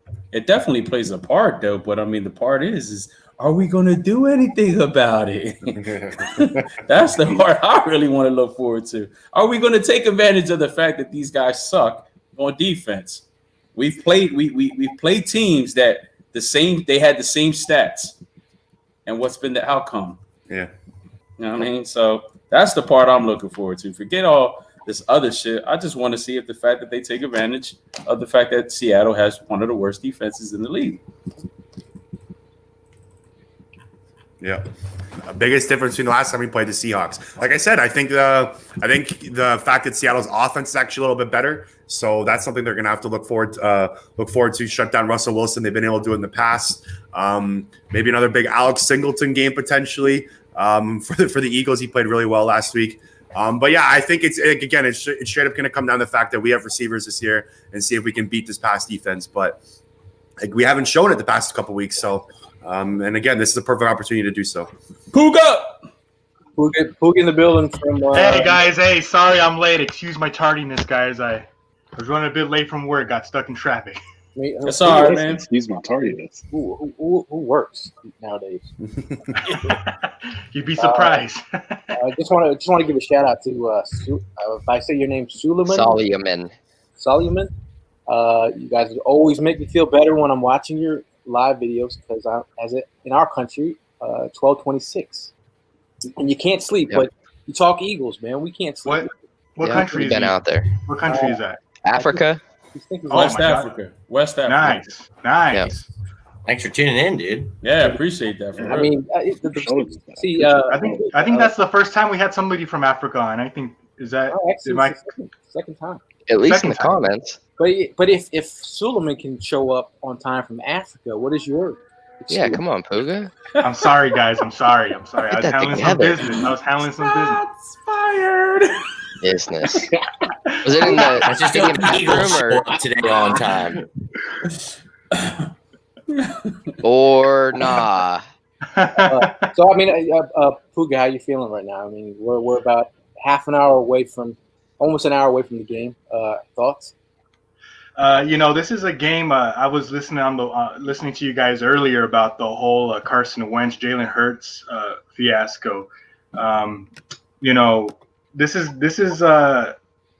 it's going to be real interesting to see how this plays out. I really hope that Jeffrey Lurie and Howie Roseman and Doug Peterson are real careful with the choices that they make within this game as far as Jalen Hurts playing and how many reps he gets. And who knows? I mean, it can go either way. But no matter who's behind center for the Eagles, I'm all for it as long as they get the job done and put up some points on the board. So I don't know how you guys feel about that, but we'll see what happens. I mean, today's just gonna. I mean, we don't know what to expect. I think that's the scary part about this game. And as far as the defense goes, got to contain Russell Wilson. Obviously, he likes to get out of the pocket, and the Eagles have had trouble in the past containing him. And luckily this time around, we have Darius Slay on DK Metcalf. I know Metcalf kind of had his way in the playoff game last year, but I think today's going to be real interesting. I mean, I'm not saying it can go either way because I think the Seahawks are still a little bit overmatched against the Eagles. But if the Eagles can force some turnovers and at least give themselves a chance to hang into this game late in the fourth quarter, they can pull it off. But the offense has to do their part and put up some points. Look at Puka bringing some positive energy. in the building. You know? Try my best. This guy was out late last night partying. I wouldn't say partying, but he was having himself a good time. So it's good to be, here on the live stream. Obviously, obviously it's been a rough year for everyone, and it's been a rough year for our birds. Shout out to Bud Light as well. Drinking what is that, a 20? 24? 24 ounce. Getting ready for the Eagles' excitement. Damn shame, man. We used to get excited for these games on some regular cans. Now they got us drinking big ass cans. Pounders. That's sad, man. Yep. Bottles. Yeah. No glass, baby. Not Yeah, right. Anything that we're haven't talked about that we need to be talking about right now? I think we need to worry about Tyler Lockett being covered by Avonte Maddox. That scares the living hell out of me. Yeah, sure, Slay can hold it down covering DK, but yeah, I'm scared shitless. And I also another matchup I wanted to mention that I like that Goddard seems to be getting integrated back in the offense. Let's see some 12 personnel today in this sloppy rain. Get Richard Rodgers. I love that Prime brought that up. Richard Rodgers, baby. Let's get him the ball because Bobby Wagner is going to be holding it down on Dallas Goedert. Should be an interesting matchup to watch. Yeah, that's good. That's a good point because I was going to say, back to the question about what's the biggest difference than last year. I think, the tight ends have Goddard and Ertz have destroyed Seattle. I think they accounted for, I think it was like 214 yards receiving in the past 2 matchups with them, and a couple touchdowns. 3. So I'm interested to see how, Richard Rodgers is and Goddard, the duo is incorporated. And I like that Jimmy brought up the 12-man personnel.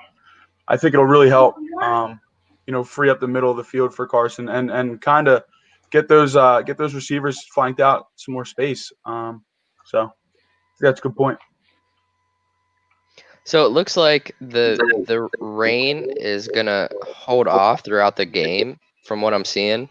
It stopped about a half an hour. Yeah, ago. the field's covered for the time being, but they said tarp should be coming off the next 15 for warm-ups. So it doesn't look like the rain should affect it too much. Yo, we had a pretty serious bang outside because the link is only but like 15 minutes from here, but it was a pretty serious bang. I text Gail and I was like, "Yo, this game might mess around and get canceled." That's how that was a pretty serious bang. What kind of bang? Like a thunderstorm. Like it was a serious lightning. Like this, it rocked our whole development. Like yeah, bad here too. I was wondering. I really thought they were going to cancel the game. You know what I mean? Can you give us like a little what does it sound like? I don't know. It was just a boom, like you know what I mean, like shit. Solid boom. Yeah. Nah, that wasn't even off the top rope. That thing was like one of those back in the day NWA skyscrapers. Like that's how serious that elbow was. Yeah. Oh man, I wish we were like, because we had some epic tailgates like right before these night games on a Monday, and like we would tailgate like mid-afternoon all the way up to game time. And hell yeah, man! It would be like so. Like I mean, obviously you're excited for your Eagles, but like it's almost like that Club Dome when you got the green light flaring.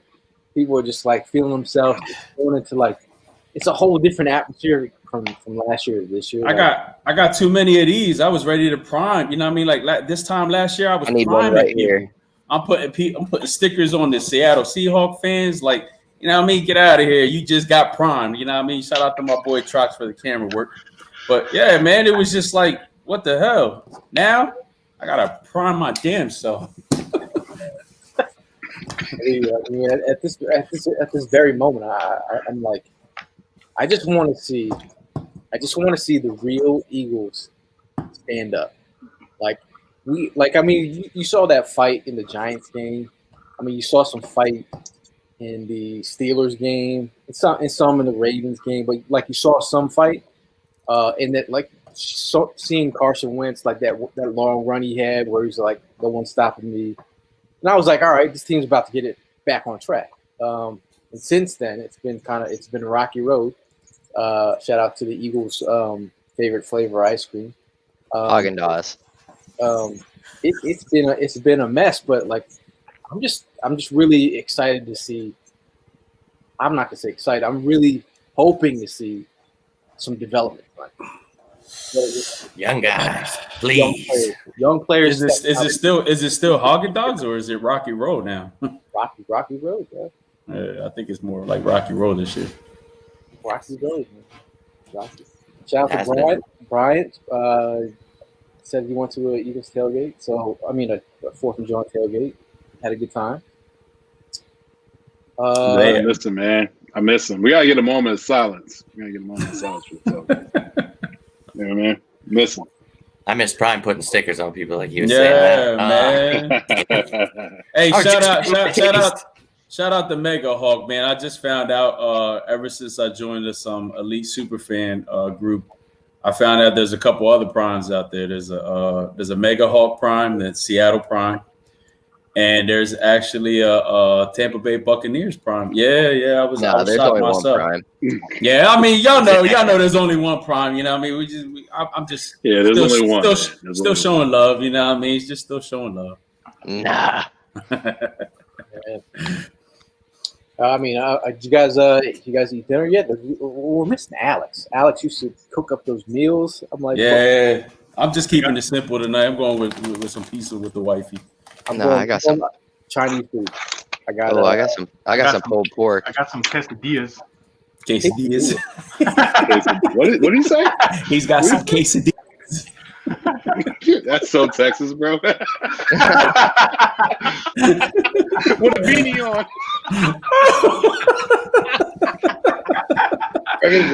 Oh man, I love my boy Puga, man. Puga's classic, bro. You hungry? Go get some damn quesadilla. You got to pronounce it right. It's a quesadilla. Quesadilla. Yeah. Hey, listen, man. I'm from the East Coast. You know what I'm saying? I know I live in Arizona. I'm still from the East Coast. It's some squash sandwiches. That's all that is. some quesadillas, man. Tim, you got M&M's, peanut. Yeah, man. You know what? I usually have a ritual where I wear something from when we're winning, but I had to switch everything. I'm like right now. I'm so pissed off at the team. I'm not wearing anybody that's on the team. I'm wearing my shit. You know what I'm saying? I'm representing Kincaid. Wow. You know what I'm saying? I'm representing me. I love the birds. And then I said, let's switch it up with the M&Ms. Go peanuts, baby. Get them peanuts. You know what's peanuts? Hey, Stoko, I know you had that some of those draft. Yeah, man. So like, we'll go over the last 5 years. We won't go all the way back to 2010. I have a list. Put your seatbelts on because Soko is about to take you to Draft Town via Howie Town.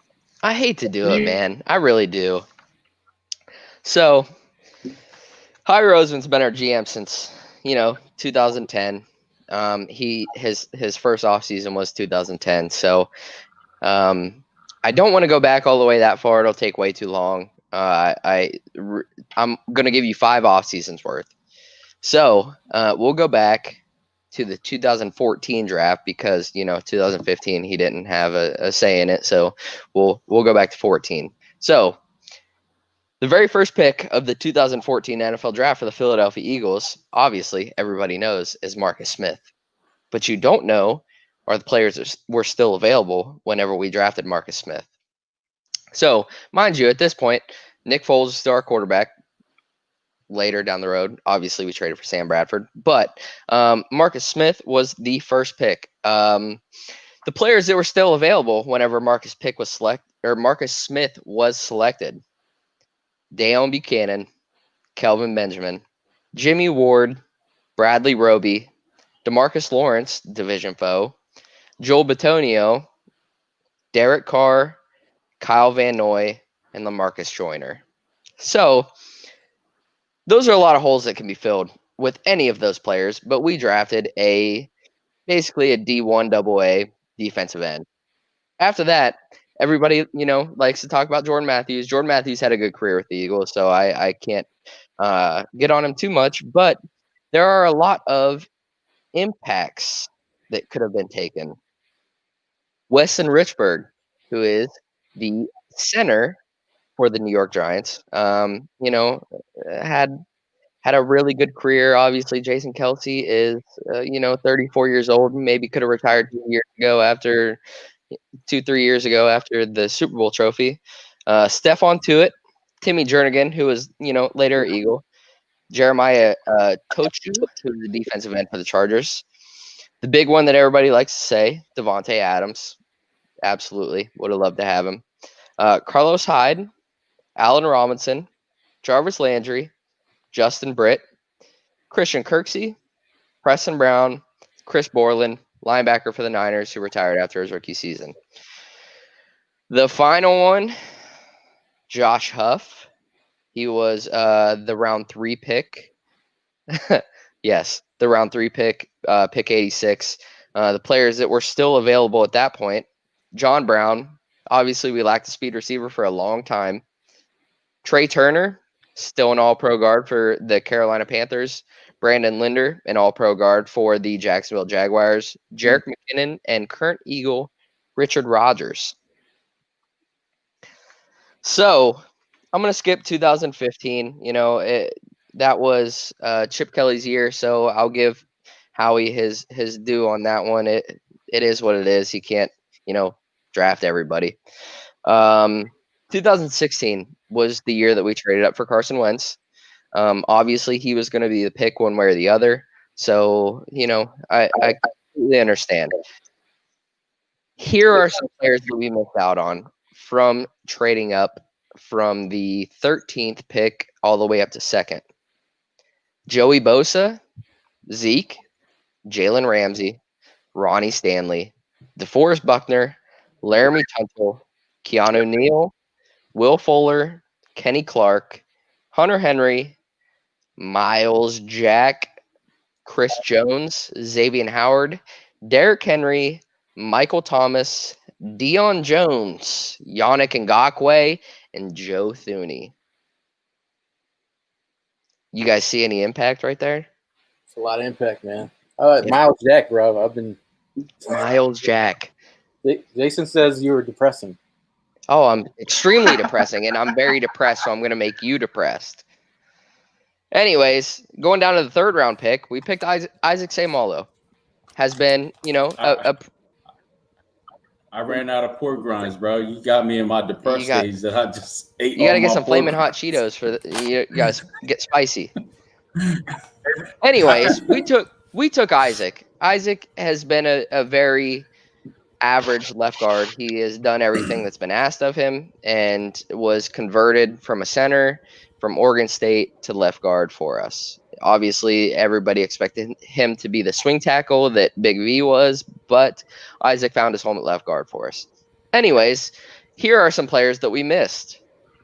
Austin Hooper, Kendall Fuller, Javon Hargrave, Graham Glasgow, who is the center for the Detroit Lions, Justin Simmons, the all-pro safety for the Broncos, Joe Schobert, who was the all-pro linebacker for the Browns, now of the Jacksonville Jaguars, Nick Kwiatkowski, Devondre Campbell, Andre Billings, Evan Baum, Blake Martinez, Dak Prescott.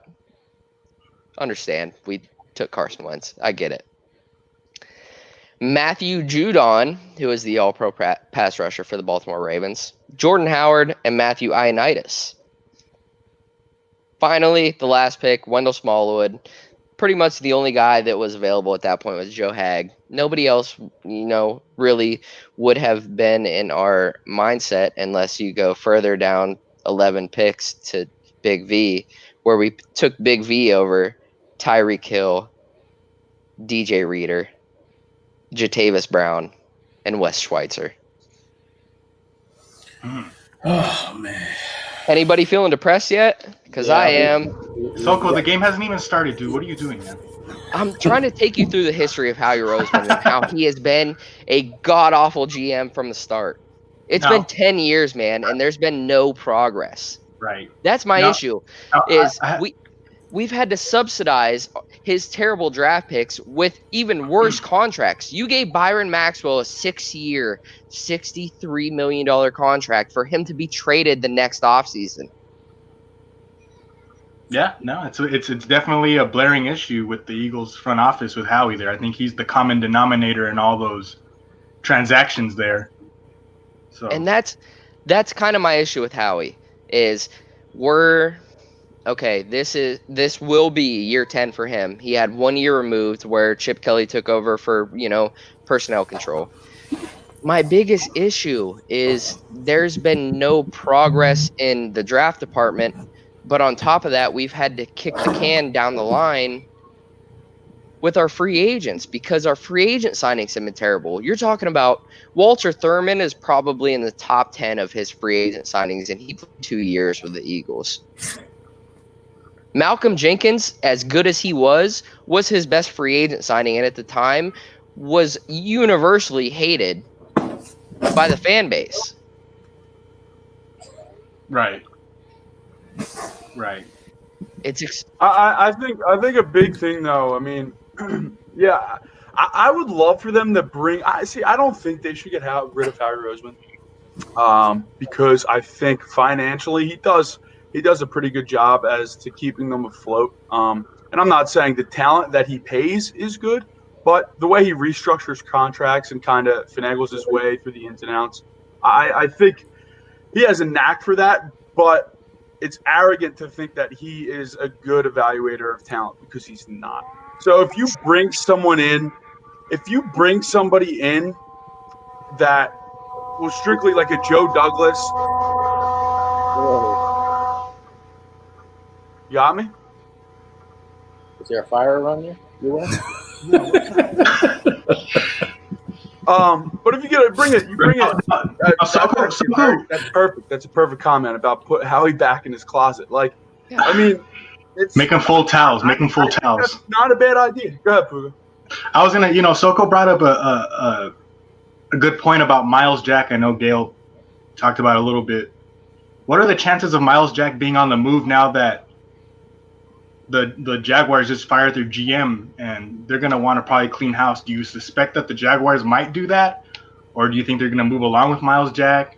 Obviously, he's gonna have a lot of trade value if they put him on the market, and I could definitely see the Eagles going after a player like him with the linebacker play that we've had this year. So, do you guys see Miles Jack somehow hitting the trade block or free agency, some type of way? Give me two shakes here, Luke. You say that Howie is good with contracts, right? Pushing, making money, everything else like that. Howie's good at kicking the can down the line. Look at what we're facing next year. We're facing $63 million over the cap. He's been great at kicking it down the line, but guess who's going to pay the piper? And with interest. Next year, especially whenever the cap floor is $175 million. That would put us almost $80 million over the cap next season. He's great at renegotiating for the time being and great at kicking the can down the line, but we're going to pay the piper next season. Puga, as far as Miles Jack is concerned, I don't think if they're in the business of attempting to win, they're in the business of sending an all-pro linebacker down the line. But at the same time, if he brings in a first and a couple other picks and maybe a player, possibly, but I would suggest them to ask for the house, and that's it. Gotcha. Yeah, Soko, to your point, that's what I'm talking about, like kicking the can down. Like, we've been in this spot before where we're like, oh, next year, we're screwed, like financially. And honestly, I think he'll just find a way to do it again, like he has. And that could really come back to hurt us, especially if he's gone, because he left something that is near like unrepairable. But no, I think you bring up a good point about kicking the can down. That's kind of what I was talking about, and I see him like you restructure, and whether it's you tie in bonuses and take away some salary or stuff like that. I think he's just good with money, and that's his prowess. And once he starts to think that he's good at evaluating talent, that's where everyone has to be like, get a reality check. That's not who you are, and that's not who you've ever been. So yeah, and well, I think let's all be honest with each other here too. I mean, when he makes those moves, when he makes the adjustments that he makes, that buys our our attention. That gets our attention. That gets us happy again with Howie and the way he's running things. When it comes to drafting, right now, because of the fact that all these adjustments that he made, it hasn't panned out. Alshon ain't doing nothing. Some of these other free agents that he's picked up ain't doing shit. So what? Now we're focused back on blaming him for drafts because he sucks at that. So it's like, yeah, I mean, he was sorry at one thing and then great at another. Right now, I mean, look, I'm seeing some of these comments. He might go. Lewis Riddick might get asked to come in here. I don't know. You know what I mean? Like, it just, again, it sucks being in this position that we are, but things have to get changed, man.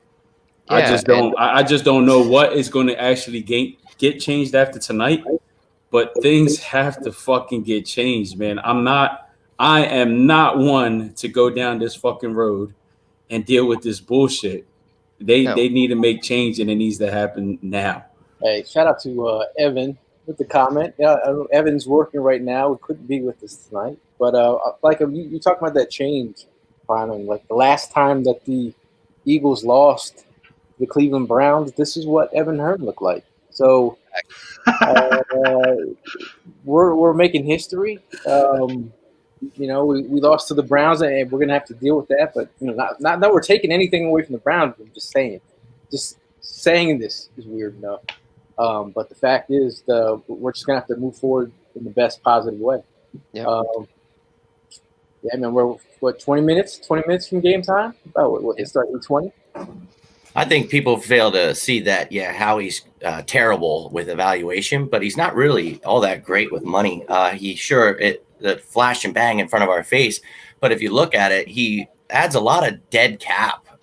He adds a lot of this stuff where we're going to run into a lot of issues here, next year. So it's not exactly that he's great at it.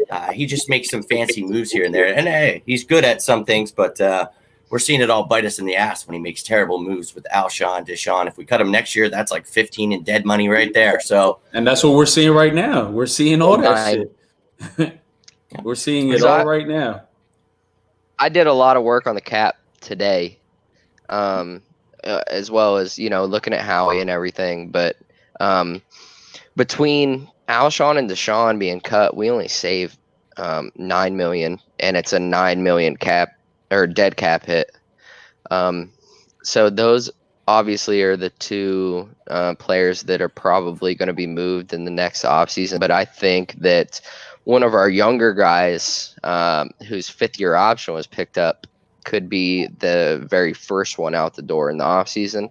And that's Derek Barnett, because just by cutting him, mind you, the fifth-year option is non-guaranteed unless it hits after June 6th. So we cut him pre-June 6th. It saves $10 million against the cap. And I think that's probably one of the first moves that's going to be made outside of some restructures and contracts. Yeah, well, I mean, we got some months to think about the cap, man. I mean, but we are thinking about. I mean, these are the things you do have to think about. I think when you're looking at like games like this, you got to see who's on the roster. Like you got to see who makes sense, see what young guys make plays.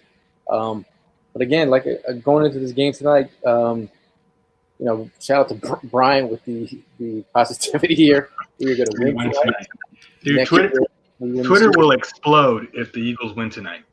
Eagles Twitter will implode on itself. Yeah, I think my phone might legitimately blow up. Same. Bro, like, I mean, at the moment, we're at it doesn't even work right now, so it's fine. It's a brick. Yeah, it's been weird. weird, bro. Yeah, I don't think I ever got your X factor. I think maybe I stepped away. Who's your X factor for tonight? Tonight, Defense or offense? I think the X factor is Jeffrey Lurie. Like, I think he's the guy that he's whatever he's saying behind closed doors, like whatever he's pushing today, we're gonna see it tonight. And I'm excited for that reason alone, because I want to see if he actually came down and put the smackdown on the front office and Dougie Peterson. If you don't normally like to see a GM dabble with the team. Like you want your head coach to handle this. Like imagine if in New England, their owner was dabbling in, he did with Brady and got weird. When your owner starts dabbling in moves, that's when it gets weird, and that's where we are. But again, I'm excited just to see development. Excited to see this train wreck. But again, like if Carson Wentz balls out and plays like lights out 4 quarters of like insane football, I'll be excited just because Carson Wentz is back. Yeah. You know what I mean? So I mean, defensively, I'm going to say I think Fletcher Cox. I think Fletcher Cox is going to pressure to the middle. Their offensive line isn't great. Bad. So again, like obviously Russell Wilson is, but But gotta contain him. Gotta contain him though. Gotta contain him. That's what I said at the beginning. He's looked very human lately. EG and Derek Barnett, time to step it up. You know what's funny, Gail? It's funny that you brought up Jeffrey Lurie because I can't remember in all my years of being an Eagles fan of Jeffrey Lurie's name being brought up so much in the regular season. What is Jeffrey? I guess his patience is running thin. There's articles being written about him, and it's that bad when stuff hits the fan. So, what do you guys think about Jeffrey kind of being impatient and kind of pulling the reins as far as Doug and Wentz goes? Well, I'll go first. I love it, man. Like, I hate the owners who sit back, man. Like, I want my owner to be invested. Obviously, they're invested with their monetary value and everything, but I want them to be invested in this team like it's, like they actually care about it. So I love to see that Lurie is involved with, the overall shape of the team. I can't say it enough how much that I love that Lurie loves Philadelphia and loves the Eagles so much to actually care about the roster makeup and the roster construction, because most of the time you just see owners sitting up in the stands and in their little box and they're fine with it. So I'm glad to see Lurie taking an interest in a caring in the team. I'm bothered at the fact that he waited this long. I mean, I wanted Jeffrey to come out way sooner than he has. I mean, yeah, I'm with you, Soko. I love the fact that he's getting involved. I mean, again, just using the other 3 teams in our division, we sit here, we clown those organizations because they don't get involved or they don't hear their players or their fan base like Jeffrey Lurie hears us. But this year, it just pisses me off at the fact that he's reacting so late. You know what I mean? And it's like he should have reacted way sooner. He should have been making some decisions, or he should have been making these little these statements that are actually getting to the players and the coaches' heads today sooner. You know what I mean? And maybe we would have had a better outcome, but who knows? Like, it's crazy regardless. Doug Peterson's got to be in his bag tonight. Evan says the only teams yet to score 30 points this week are the Eagles and Jets. I mean, the proof is in the pudding. The numbers don't lie. Doug Peterson has got to get his act together, and him and Carson, if they're on the same page and they're actually running the ball and the offense is looking amazing, then hats off, hat tip to those guys. But it's yet to be seen. So that's where we're at. You know what I mean? Johnny says Monday night countdown. All pick Seahawks to win. That's Good for us. huge. Good for us. I mean, seriously, is it really surprising at this point? Like, Nah, Russell not at Wilson, all. They should. That's I mean, you're talking about MVP candidate Russell Wilson against the Eagles defense and Carson Wentz, who's a turnover machine this year. regardless if it's his fault or not. He is a turnover machine this year, and he's a sack machine. Yeah, I don't know, dude. Jason says, did Howie auto draft for the last few years? Shoot, I could have done a better job from my couch auto drafting. Yeah, I don't know. If he studied at all, he could have done a better job. Stop the analytics. Go back to your closet. Put him in a bathroom. We're going to have to, Mark. So, last word on the birds. We'll go around the room. We'll start with Puga. Last words on the birds before we get out of here. For today's game, just show up. Just show up. Get it done. You know, obviously this team has been a thorn in our side since Russell Wilson got drafted. So hopefully tonight they can right the ship and get it done. I know it's a long shot in key positions, but we can do it. I think that if, again, got to get some turnovers, got to get Russell Wilson. How do you say? You got to get pressure on him, and he will give you the ball. But got to contain him, and we'll see. As far as Jalen Hurts goes, we'll see also. But until then, let's go Birds. Let's get this W, guys. I'm with Puga, man. Just guys, just show up. I mean, we've been waiting for this every week, and it's been a disappointment. But hey, it's a primetime game. It's Monday night. Seahawks, Eagles. Shout out to my cousin Jenna, who's a true Seahawks fan, as I am a Eagles fan. At the end of the night, just be easy on me. If if we catch that L. But all jokes aside, just show up, make it entertaining. That's all. I don't want to. I'm running out of fingernails and skins on my fingers, sitting there biting my nails and shit, watching these games, man. So I hope it's just a better outcome than what it has been for the past couple weeks. Yeah, I think it has to be. I mean, no one expects us to win. Got nothing to lose, so why not just go out there, play balls to the wall, show everybody, show us fans that some of the stuff we say isn't true. Prove us wrong. I want to be told that I'm wrong. I mean, because that means that you guys are playing well. I think turnovers got to be a big thing. I think we have to limit ours and obviously force some turnovers on the defensive end. And then I'm looking for someone random to give us a spark. That always happens in a big game that we win. Whether it's special teams or something like that. How about a kickoff return or a punt return or something like that? Just give us a spark. I mean, I don't know. And I think a big thing is you got to score points on the first drive. The Eagles have scored 17 points on the first drive in 11 games. They've turned the ball over 4 times in those 11 drives. So I think a lot of it's going to be the first drive, and we got to come out swinging. Yeah, just have fun, man. I'm tired of seeing tight football. I understand that the situation is tense with your head coach and your GM and the owner and everything else coming down on the team and everything, but just have fun. Go out and be the team that everybody knows you can be. Go out and run a bunch of read options. Go out and have a bunch of pre-snap motion. Go throw the ball 60 yards down the field, 2 out of 3 plays on a drive. Who cares? You're at the point where the season is lost. You're 3-7-1 and going into a team that nobody expects you to beat. So why not go punch somebody in the mouth? Exactly. Hold on. Let me bring my man in here for the last word. All right, Eagles. We come in here every damn week.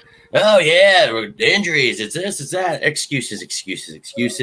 We bring our heart and soul every damn week, expecting you to do something, and it's been a complete shit show. I don't care if Jeffrey, Howie, who you want to blame, on the field tonight. You need to bring some damn heart. I heard it mentioned by a few people. All 4 quarters. Come out, running the ball, build Carson's confidence. Let's get these receivers rolling against this horrible secondary. I don't expect much. Our back's against the wall. Doesn't look good. We're probably going to get our ass kicked. Let's be real here. But if you could find some damn heart, we could beat the top birds today. So I'm going all in. Let's get this win. 23-21 Eagles. I think we're going to surprise the world here. Let's go birds. Jimmy. There you go, Jimmy with the juice. Let's go. Last word. You know, I'm gonna go fight. I need to see some fight from this Eagles team. I need to see some heart. I need to see some, you know, just some pride in what you guys do out there, Eagles players. I mean, coaches, have some pride in your city, in your team. Believe in players, and just get back on track. Like it didn't. Like I need to see fight, because if an Eagle team doesn't fight, like what is the Eagles? Like this, it's in our damn freaking fight song. Like it's fight, Eagles fight. If you can't bring enough fight, then it's gonna get real weird in the next couple weeks. But obviously, at the end of the day, I'm just happy to see some development tonight. Like I need to see some change. If things are going to be different tonight, I'm excited for that, man. I'm excited to see what they got in their bag. And if pressure bust pipes, they bust pipes. And if they see Hurts, they see Hurts. But obviously, there's some changes going on in the back room, and that's what it is. Any other words before we get out of here? No more penalties. No penalties?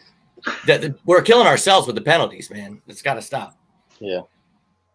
Facts. Go Birds. So we will see you guys. We will have a post game pod, and we'll be potentially talking about an Eagles W. We'll see you guys soon, and as always, we'll see you guys in the next one.